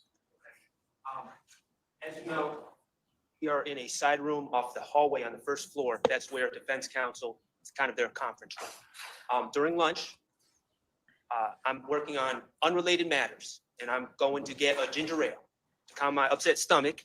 And I'm on the phone, but I'm hearing a gentleman speak very loudly on the phone with agents from the state. It's my belief agents from the state were present within earshot. And that gentleman on the phone, who was Kenneth Copeland, was making a... How do you know it was on the phone? If it was Kenneth Copeland's on the phone, was he talking on the phone or? He's standing in the hallway 10 feet from me, practically screaming in the phone. Oh, so Mr. Copeland's on the phone? Yes. Okay, and you're overhearing this particular He's saying, purported I'm not conversation? testifying, I'm not testifying. I'm not giving a direct quote because I was on the phone handling my own business and I was Okay, having but- no interactions with Okay, but Mr. here's the thing. I think it's consistent with I'm not testifying. Okay, he can make a decision not to testify. Okay, but if he does so, and because he's already been told, look, you can invoke your Fifth Amendment privilege, and you've been given immunity, and if you don't, I told him what the consequences are this morning. That's consistent with what I've heard thus far, and I don't think that is. I believe that the state was on notice that something like this was going to Okay, all right, but all of you have kind of, like I said, either unwittingly or from, I just remind you, from outside agitation or otherwise, you all need to stay away from any of this. You do, both sides need to do this. Do not let outside influences. So he was on the phone supposedly with the state, right? But this witness doesn't know that he's on the phone with the state. He doesn't know who's on the other end of that call. He just knows that the witness is telling somebody that he's not going to testify. Yeah, but in the hallway, he was within earshot of actual prosecution team, like the investigators. Oh, so that the investigators would have heard as well. Yeah, and So that let's is call why them to the Mr. Steele stand. wanted to call them as witnesses, which the judge refused. Okay, let's assume the state knew that he was going to plead the Fifth, right? Let's just assume that for the sake of this argument. Now we have a mistrial issue. He was asked one question, which is, what's your age? And he said, I plead the Fifth. And then the jury was ushered out, right? Is that really the biggest impact to this trial, to the defense? I don't think it rises to the level of a mistrial. Anyways, let's assume the state knew that. There was only one question. It was, what's your age? So I think the defense is going to lose on this. Yeah, but as Mr. Steele said, they have testified about Mr. Copeland in this trial for months. the jury knows the name and the crimes that he is allegedly a part of. He said he's grown. I love when people say, I'm grown, man. I'm a grown ass man. I don't have to do. Yeah, that's great. Influence your actions and get you in trouble. You all should rise to a higher standard in terms of don't let any of this stuff. I mean, these witnesses will testify to whatever they're going to testify to. So The defense has done nothing. I didn't say you did anything wrong. Okay, but I didn't. Yes, Okay, you did. Judge, I didn't. stop I with didn't the say you did attitude. anything wrong. But Yeah. Judge is out of line. He's inappropriate. Yeah. And here's the thing. This is not the first time. And he has done that at least 3 times in front of the jury, yelling at the defense. Well, this isn't in front of the jury, though, so that's No, okay. not this But he's time. out of line. This judge is out of line. Yeah. Okay. Your Honor, but I just want to be clear. The only thing I've heard today is the state met with Kenneth Copeland without his attorney. are we going back to that again? I thought we. I don't know of any Okay. defense counsel that's had any conversations with Kenneth Copeland at all. And I just want to make that clear. Today, I don't know of anyone that's had conversations with. Okay, but he's their witness at this point in time. If he wants to talk to you or he doesn't want to talk to you, he's got a lawyer, and that lawyer can make that decision, and so can Mr. Copeland. So Situation because we have I understand that, but you can't let other people, and I would advise you not to let third parties influence what you may think a witness is going to do. That's not happening. Okay, and that's all I was trying to tell you. Okay. Okay. All right. Judge, I would like to hear. Yes, sir. What does he like to tell me, Mr. Melnick? Judge, I went back and reviewed my communications with the Fulton County District Attorney's Office in relation to Kenneth Copeland. And I found communications as late as June 5th of last year, where the Fulton County District Attorney's Office had reached out to me about speaking to Mr. Copeland. Speaking to Mr. Copeland concerning this trial, not about any other case, speaking with Mr. Copeland about this trial. Neither of these attorneys, no attorney at this table has ever attempted to contact me about Mr. Copeland and about his willingness or desire to testify at this trial. They have put us in this position where at the last minute, I'm trying to advise him as best I can what I think is best for him. Had they exercised the slightest bit of professional conduct, we would not be sitting here having this conversation today. And unfortunately, for me to fully explain everything that's been going on, it would require me to reveal confidences that I'm not going to reveal. I don't want you to do that, sir. I can assure you that the decision to invoke the Fifth came completely from Kenneth Copeland. I owe nothing to anybody over here. I owe nothing to anybody at any of these tables. I don't care, candidly, no offense, don't care what happens with their cases. The only thing I care about is what happens to Kenneth Copeland. And for any assertion, I'm sorry, Judge, for any assertion. And that's your primary duty. It is. That's exactly right. And for an assertion to be made that I or Mr. Copeland are somehow being influenced by somebody over here is absolutely ridiculous. I take great offense to it. And I can tell Ms. Love that I am going to the state bar to report her for contacting a witness that she knows to be represented by counsel. She and I have had conversations about Kenneth Copeland. Okay, and sir, that is whatever you decide to do outside of what the court is ruling upon. Remember, the court can only rule upon what I see. Okay, and what I see at this point in time is a witness who, for whatever reason, may have some other reasons about his testimony. He has expressed those this morning. He said, "I'm going to invoke my Fifth Amendment privilege." The state came to me and said, "Okay, listen, we would like you to sign an immunity order under 24-5." No, that's not what happened. You signed that order before Mr. Copeland even was in the courtroom. You signed that order before his attorney knew about it. He signed this before court. They handed it to him, I believe, around 8 o'clock this morning. They handed it over. We want to grant this witness immunity, and Judge Glanville just signed it. And that would be appropriate.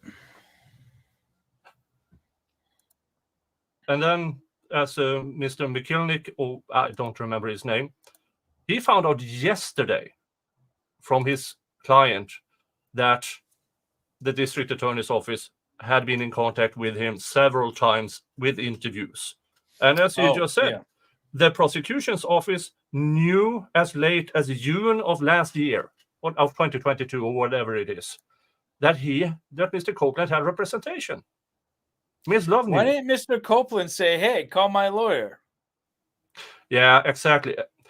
Folks, if you have a lawyer, your one answer, not legal advice, general advice, your one answer when the prosecution or an investigator or a cop, talk to my lawyer. So you have a right to a lawyer. Your lawyer does not have a right to you. Yeah. So there's plenty of cases where like there's an attorney outside in the lobby of the police department while their client's being questioned, but the client never asks for the lawyer, and the lawyer is demanding, let me in to talk to my lawyer. And the police are like, no, we don't have to. He's never asked for you. And because the client never asked for the lawyer, he kept on talking, and the lawyer standing outside, mere feet away, couldn't get in to stop him and tell him to shut up. You need to ask for your lawyer. Yeah.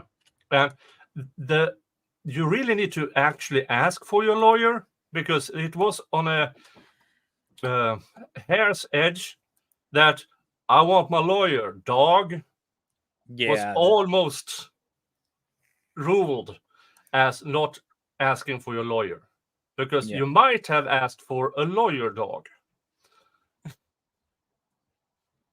Yeah, that was 10 years ago. Now that was ultimately ruled. Yeah, he was actually asking for his lawyer. It should be in everyone's playbook, Vamp. Yeah. Sixth Amendment rights, folks. That's 507. They make that decision. So there are, I mean, I think that gets us to the point where we knew that, or at some point in time, that the state knew that he was going to invoke his Fifth Amendment privilege. So absolutely knew it. So, but in order for them to still get this testimony, which they believe that they need, they offered him immunity. So that's what we explained to your client this morning. So whether or not he wishes to go ahead and still invoke his privilege, that's his choice. But the statute's pretty clear. I understand. And I know I've known you, sir, for at least two decades or more, sir. And I know that you have told him, hey, look, if you invoke, this is probably what's going to happen. And I suspect that if you probably have a conversation with him now, you're probably going to tell him, well, that was a self-fulfilling prophecy in terms of what I told you might happen. But I don't know what conversations you have with them, but I suspect that they were consistent with what the dictates of 24-5-507. Now, Monday, we'll go ahead and I'll call him out before the jury comes in on Monday morning, and we'll ask him whether or not he wishes. This is interesting from the Twitters. From George Sheeding. I noted that two sheriff's deputies pulled me and Sylvia out of the courtroom to tell me that if Copeland were arrested, that we were not to take pictures or have sound. That strongly implies that those sheriff's deputies had a reason to believe he would be arrested. Well, I think the judge just explained that. Okay, I'm going to give the judge a little bit of deference because I've been in the situation before where we have parties that are like, I am going to testify, I'm not going to testify. The attorneys and the prosecutors can work out the agreement, and it's up to the witness on the stand in the moment. And so a good judge and a good defense attorney and a good prosecutor, for that mean, should have had, be prepared for this. If he refuses to testify, he's going to be arrested. So it's not saying like we know for a fact he's going to be arrested, but if he refuses, he's going to be arrested, and I don't want you to film it. That would be appropriate. If the judge really didn't want them to film this, then that would have been appropriate to give everyone a heads up. If he happens to, then don't film it. So I'm not terribly concerned about that. It gives me the impression that there was a likelihood that people were concerned about it, but not that they necessarily knew, because up until that morning, I guess I didn't watch the first part. Up until that morning, there wasn't an immunity deal signed by the court. So who knows what was going to happen? Yeah. But in the midst of this, the defense wants to call witnesses who knew or might have known, and the judge refuses. Yeah. He doesn't want to be a snitch. That's why he doesn't want to. That's why he wants to plead the fifth. He doesn't want to be a snitch. And so the state got one over on him by saying, well, we're going to sign this immunity deal, which now you can't plead the fifth, sir. And so you're going to be a snitch, whether you like it or not.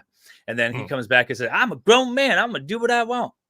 And he goes to jail. Yeah, but I'm just amazed that the Fifth Amendment to the Constitution can be overridden by a local prosecutor saying, I will give you immunity for this 50 acres of land.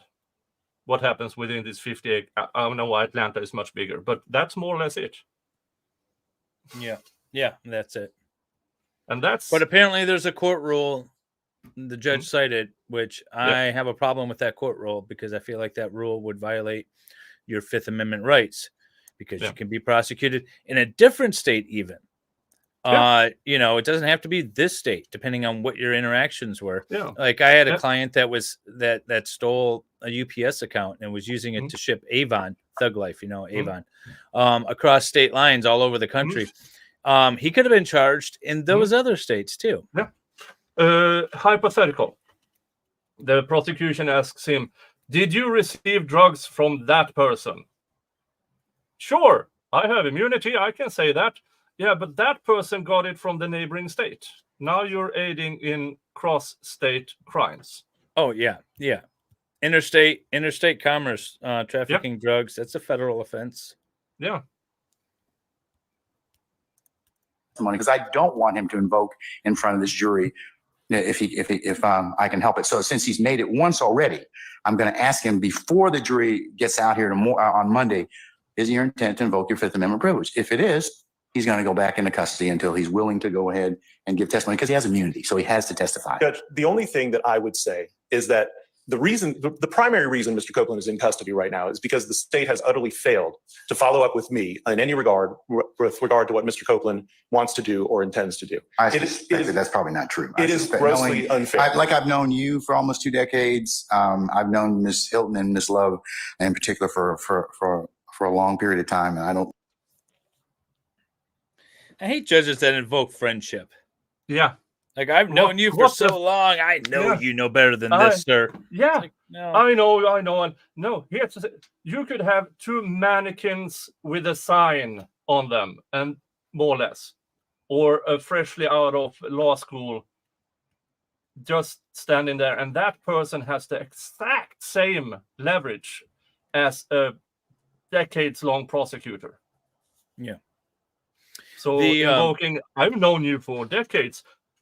So I've known Dave for 1.5 years. Nick trusts me with his life.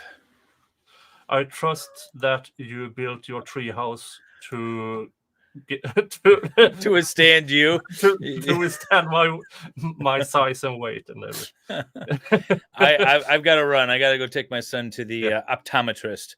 Okay. But thanks for having me, and I'll be tuning in with chat. So I'll be listening. Thanks for your input, Dave. Thank you. No problem. Bye.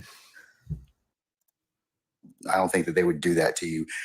Judge, at no point did they ever reach out to me about Mr. Copeland, about Mr. Copeland's testimony here today. The last time I heard from anybody in the Fulton DA's office was June of last year. Ms. Hilton, did you reach out to Mr. Melnick? And if so, when? When I talked to Mr. Copeland, he told me Mr. Melnick was not his attorney. So that is, I talked to the witness because when did you talk to Mr. Copeland? Last Friday, because my understanding prior to that is that Mr. Melnick had told Ms. Love that he wasn't his attorney. So when we went to go serve him, I understood that he did not have an attorney. When I met with Mr. Copeland, and this is Friday evening, Mr. Long and I went to go meet with him. Here's the issue, Ms. Hilton. You didn't take notes of this. Now we just have, and you're not under oath. You're just under ethical obligation. You can lie your ass off. And seeing what's now, I'm not going to go with it. In the car, we said, hey, I think Mr. Melnick's your attorney. He said, Mr. Melnick is not my attorney. He said, I haven't even talked to him. And then that is when we proceeded to begin our conversations. Anytime Mr. Copeland did not want to speak with us, we did not speak with him. We called him on Monday to see if he could come down here. He said he didn't want to come, or he didn't respond. We left it alone. On Tuesdays, when we picked him up for the first time, on Tuesday, when he did not take the stand, we went upstairs. We had some conversation. We left. Mr. Long took him back home. And then yesterday, he came back down here with us. Again, we showed him some of the evidence that we were going to show him, and that was the extent of it. And if at any time Mr. Copeland would have told us he wanted his attorney present, we would have called Mr. Melnick. But our understanding was, one, he was not his attorney. Mr. Melnick disavowed being his attorney, and Mr. Copeland told me he wasn't his attorney. So that is what I based all of my decisions after. It was not until 6 o'clock last night, or whenever this email was sent from Mr. Melnick with Mr. Shard and Mr. Steele copied on it, that I get this idea that you've been talking to my client, and then my client is going to plead the fifth, which brought us here today. That has been what has happened since last Friday, Your Honor. All right, so we have a witness that may not have been totally candid or may not have thought that he potentially needed you. And as things developed, Mr. Melnick, he decided, well, yeah, he does need you. But, whether or not. And Mr. Adjourn is my understanding that Mr. Melnick called Mr. Here's the thing, what Miss Hilton avoids and Judge Glanville ignores. In order for him to tell them Mr.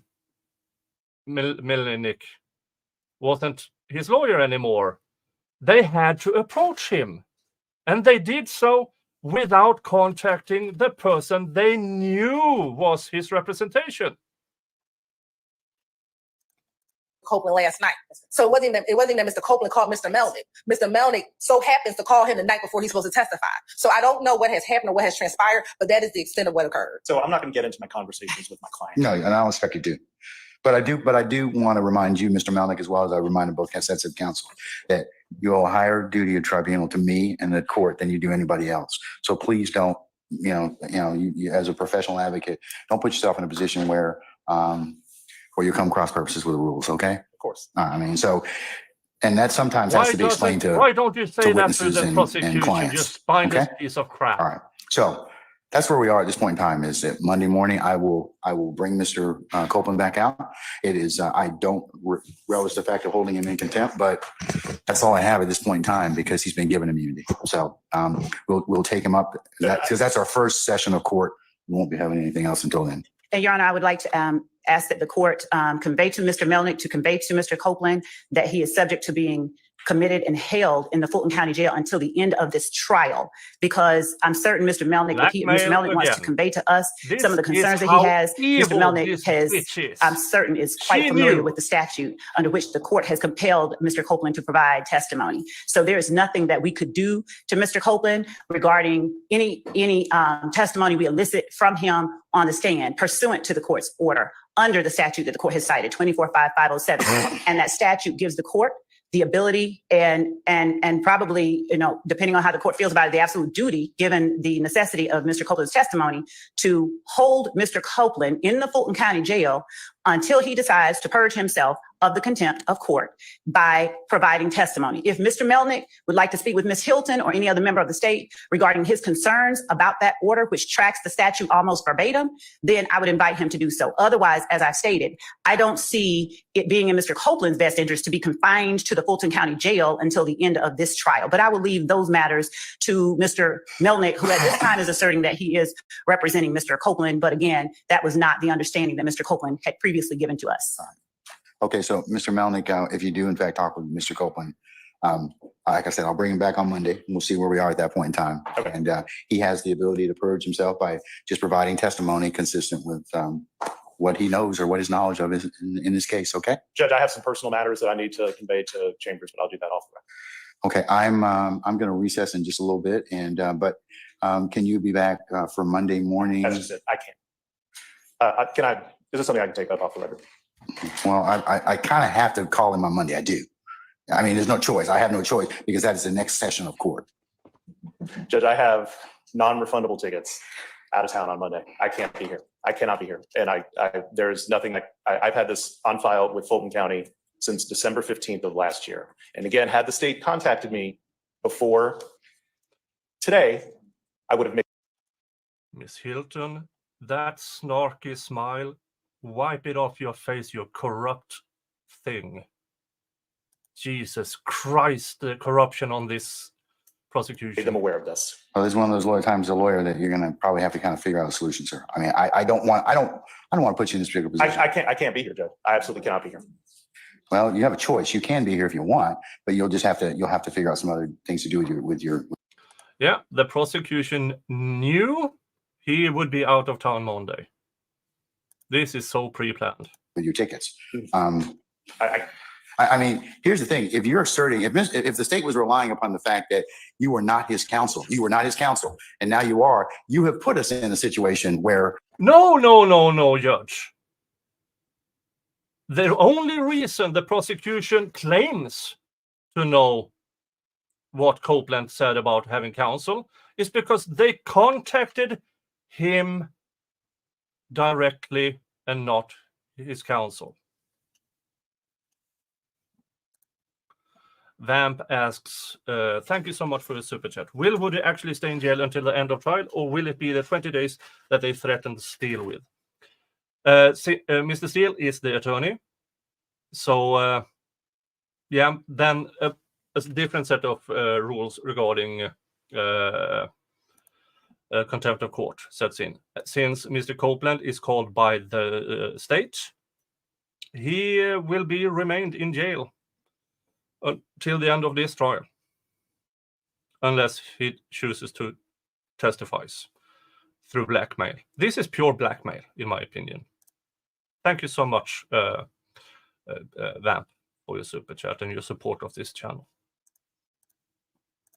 Where now, you put yourself in between a rock and a hard place. I mean, so he's coming back on Monday. I'll have somebody else make my Then that can be done. And sir, I would advise you to do that. But remember, Mr. Copeland, has to have some concurrence. So maybe before he leaves and goes actually to the Fulton County Jail, you may need to have a conversation with him about that. So we're clear, and I'm clear as to whether or not you're coming back on Monday or somebody else is. And I need to know who that lawyer is. Do you want to have a conversation with him before? All right. Okay. I'm going to allow you to do that, and then I'll remain and be available for a further discussion. So let me go ahead and Sergeant Ham, can you and your colleagues or Lieutenant Walker arrange for Mr. Melnick to talk with Mr. Copeland, please? That says, Georgia contempt of court is 20 days. Don't matter who you are, that's the state law. And seeing he was under immunity, they can hold him 180 days max, unless there's statute that says otherwise. And statute could be 180 days or to the end of the trial.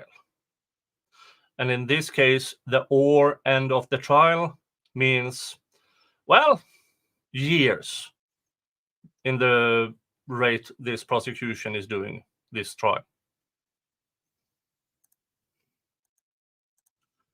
All right. And I'm going to go ahead and at this point in time, summon our jurors, please. All right. They don't have to. He's in contempt of court.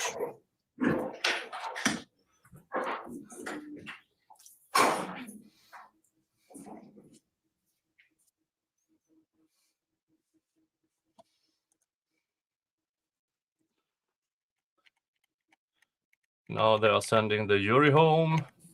Given the fact that there will be that needs to occur, my suggestion is that we go ahead and recess you for the day, okay? And let you begin your Friday.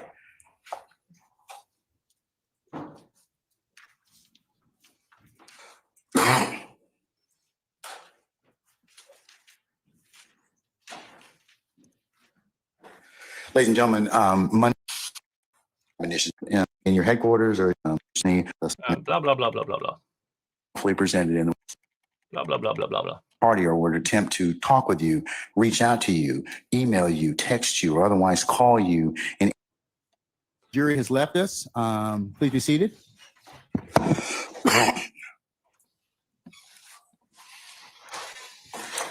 All right. Anything else I need to take up with you all? I'm going to recess in place to allow Mr. Melnick to finish talking with Mr. Copeland and find out who is, if he or somebody else at his dad is going to be here on Monday. And but if not, we will be here on Monday at 8:30. Any other things I need to consider? Yes, Your Honor. There is a matter regarding the jail calls that we were provided. Mr. Steele has not yet provided us the ISO file. We received something additional on a thumb drive last night. We had the deputy of our jail call unit look at that, and we are again missing. We do not have the complete file To be able to play though? to be able to access it properly to be able to look at it, authenticate the calls, the time of day, all of that. We don't have it. We were provided last night a thumb drive with cut and pasted file hit the names up thumbs up, under please. headings, with YouTube, some you know this. additional pieces of a file that would have had to, again, have been deconstructed from the way that the file would have been given to counsel for defendant Williams. We are asking the court to compel defense counsel to turn over to the state the file in the original condition that it was given to them, so that we may properly access and evaluate the content and the time and date and all of that, and the authenticity of those calls on that file. It has been deconstructed, and particular parts of the file have been extracted and purposefully kept out of what is given to the state. So what? They got it from you. You have the original.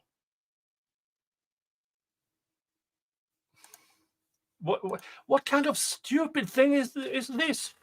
This is a part of the discovery you provided to the defense, Ms. Love.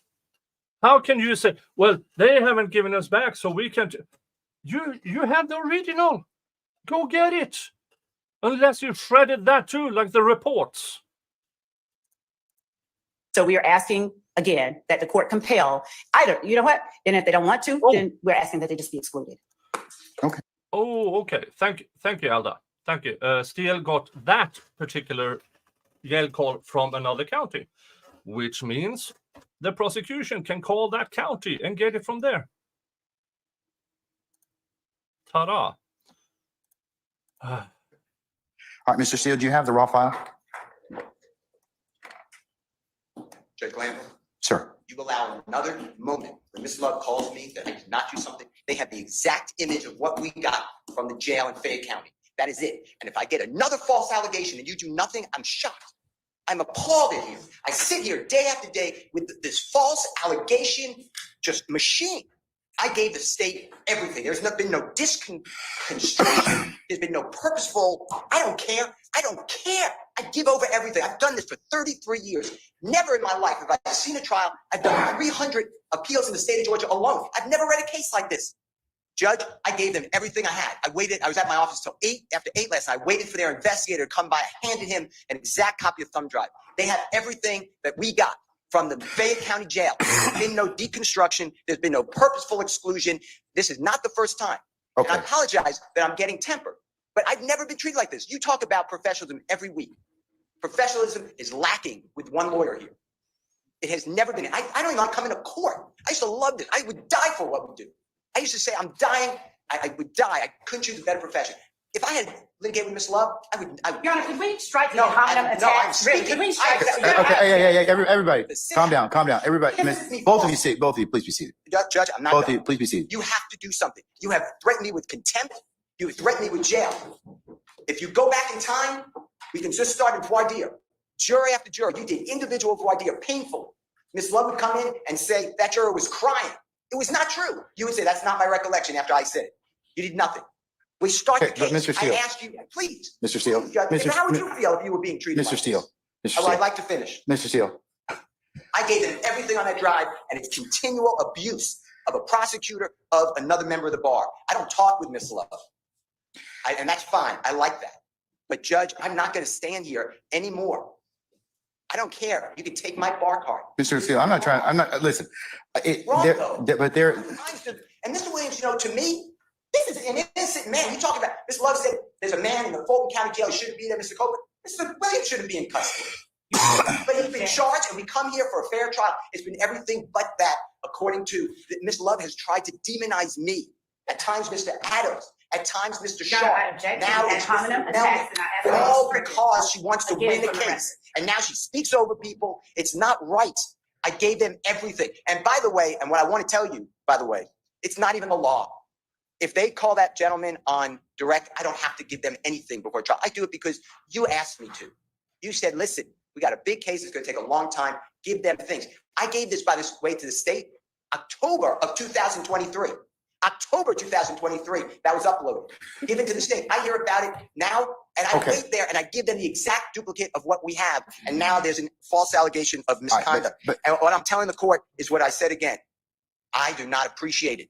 And you never, You have told it in front of the jury that I'm unprofessional. You were wrong. You based that on Miss Love's false Your representation. Honor, again, the ad hominem attacks, Your Honor. I object, and he should stop talking when I object. Try to silence me. Yeah. I will not be silenced. But Mr. Steele, here's the thing. Okay, I think that Mr. Steele, please be quiet at this point in time. You made your point. You made your point. No, he hasn't, because you never let the defense finish their argument. You'll allow the prosecution time and time again. You even give them an hour to come up with a new statute that allows them to enter new evidence that should have been excluded years ago. But you won't let the defense finish. You are such a spineless forequad, Judge Glanville. You are a disgrace for the position. And sadly, you got reelected because nobody goes up against you. I've said this previously. I know that Judge Glanville was in Afghanistan setting up what was supposed to be the new justice system in a democratic Afghanistan. Instead, the system he put in Afghanistan is now being used by the Taliban to murder women and children. That's his legacy.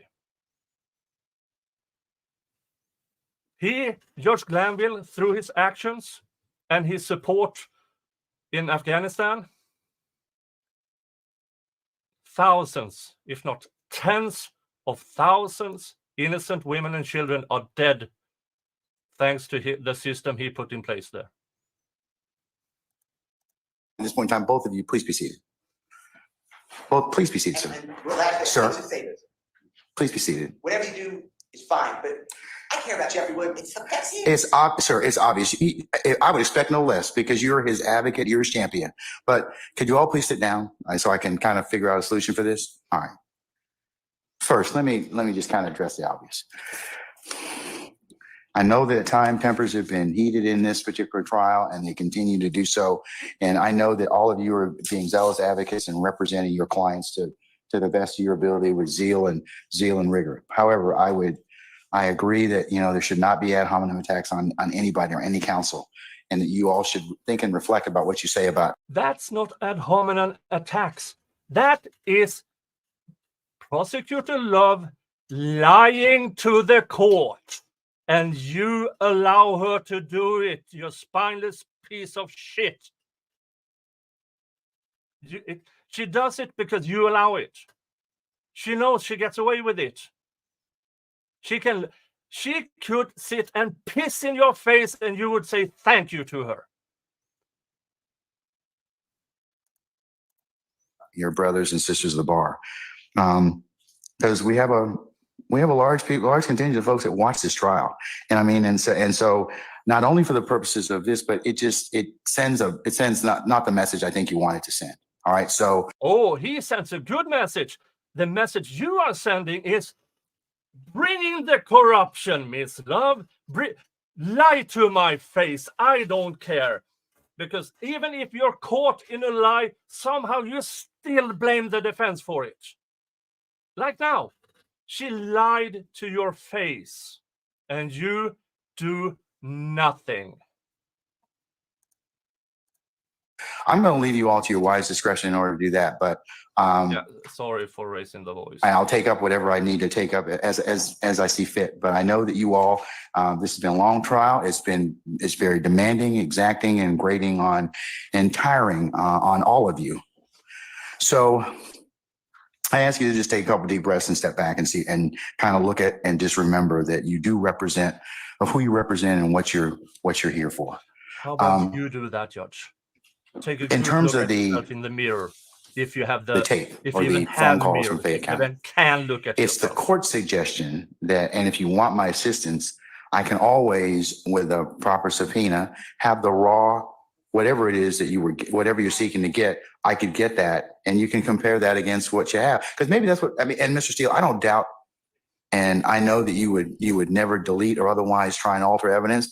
And I assume that that's what you got now.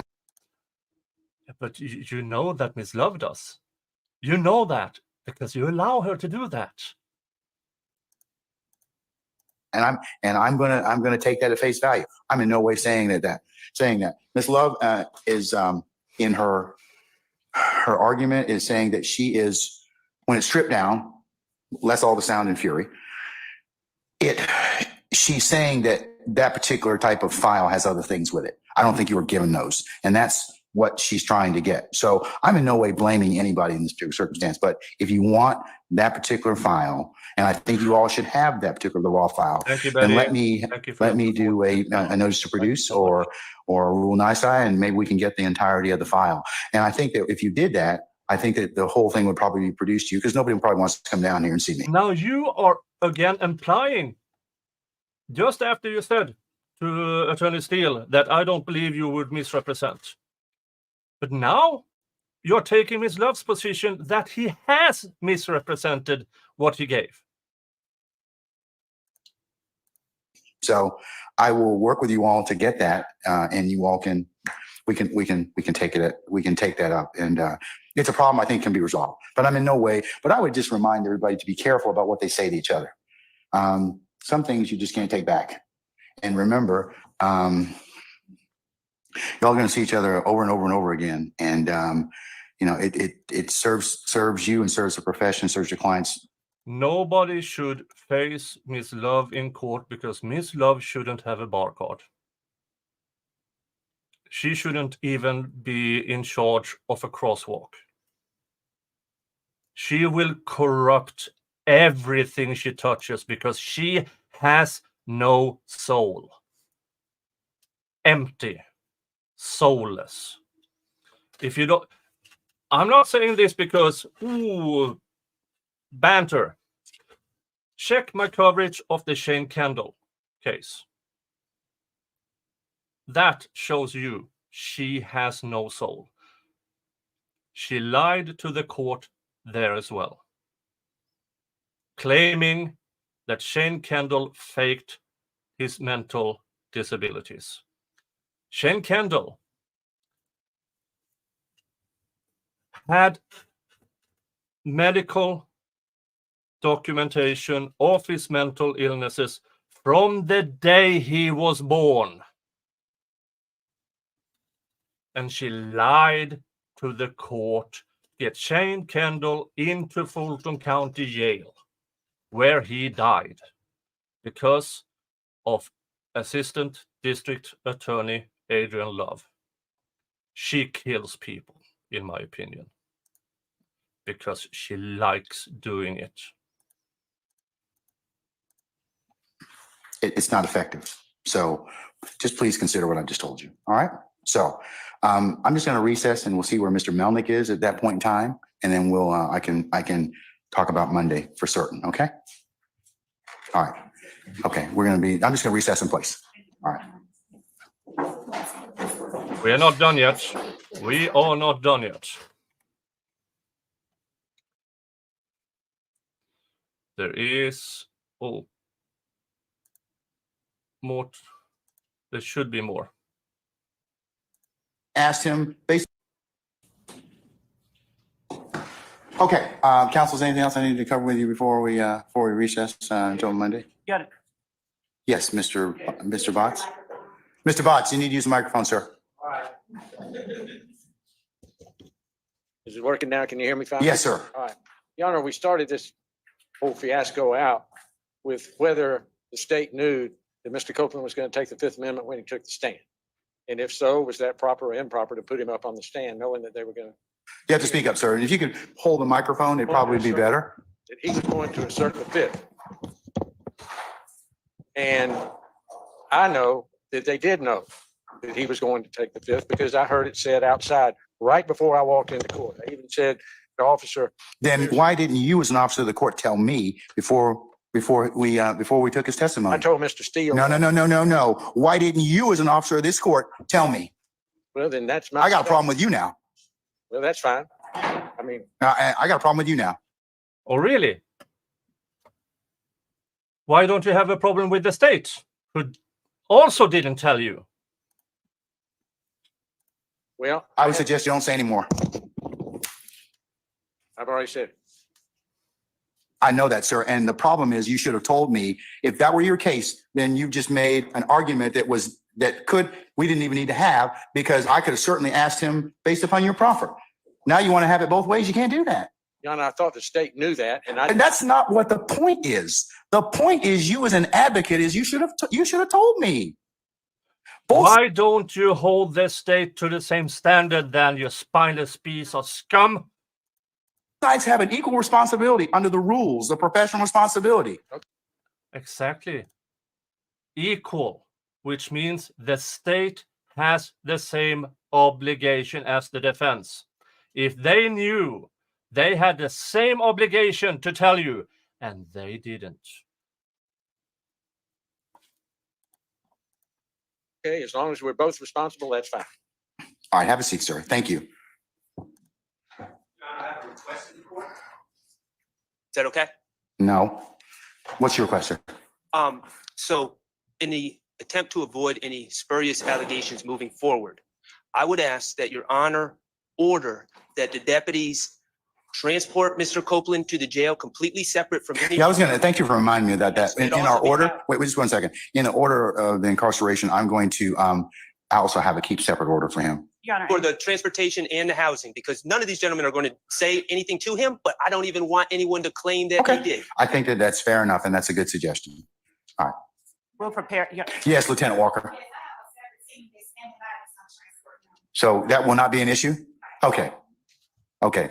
But we'll go ahead and have him, if you could also have him housed separately too? Okay. Okay. Thank you. Thank you, madam. All right. Anything else, counsels?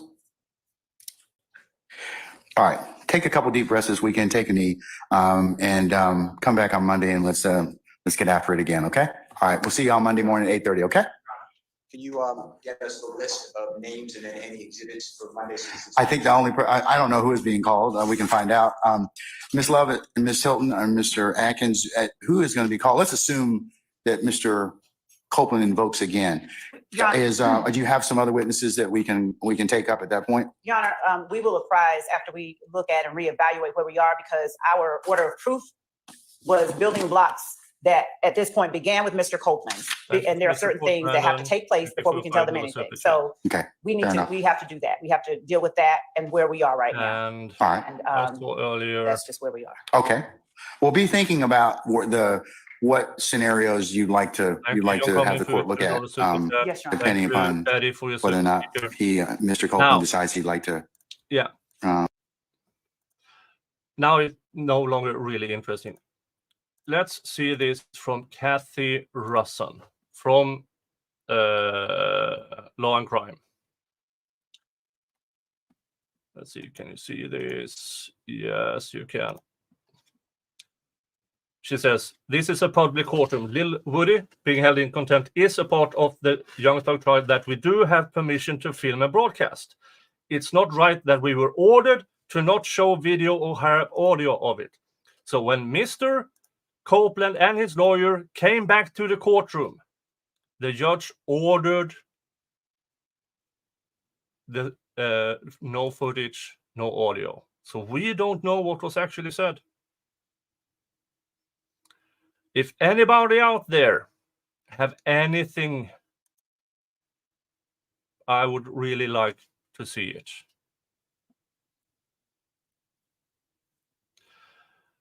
My interpretation of what happened today is the prosecutors knew.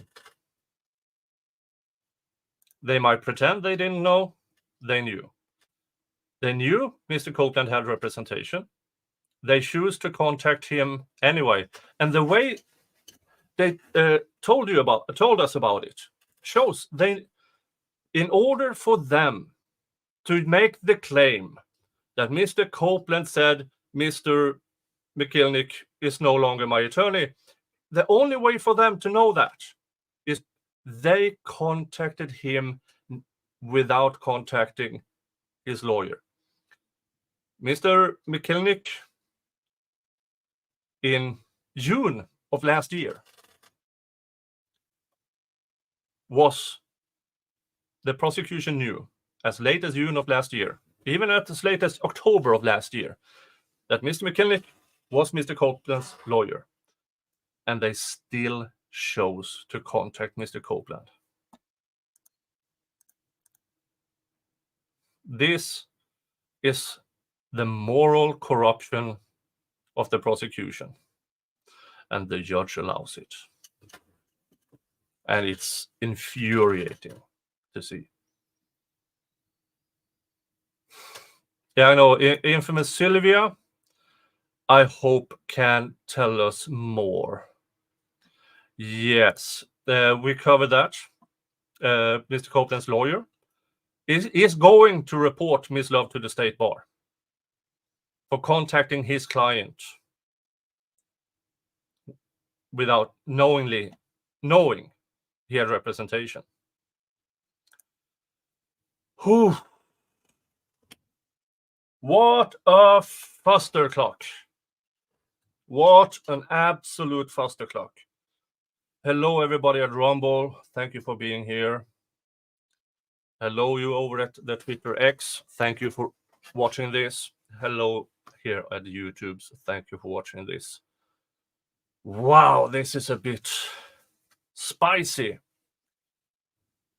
Whew. In a couple of hours, I will have my Sovereign Citizen and Beer stream. I hope you can join me back then. We just sort of sit stupid things, having a beer and a brew or something of that sort. On Monday, we will be back with this fusterclock. And I have no idea how this will turn out. Tomorrow, it is Serial Killer Saturday with the trial of Eileen Vavanus and the Jodi Arias stream tomorrow. So I will see you back then. Sunday is my day off from streaming. Hi, everybody. I'm Nick. I am Nick with the only Coke in my stream is a glass of Coke. A cola. All right. Thank you, everybody, for showing up. And have a great day and hug your family. Unless your family is crap, then screw them and give your love to the people who deserve it. Okay? See you tomorrow. Bye-bye.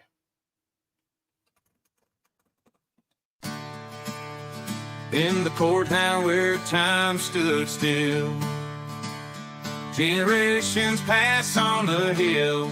Prosecutors come and go, defense attorneys putting on a show. Old district attorney thought she was tight, came in to visit her at night. They said justice was blinded by her sins. As the trial spun, no one wins. Endless trial like a river flows. Truth and lies, nobody knows. Corruption's big tight as a vice.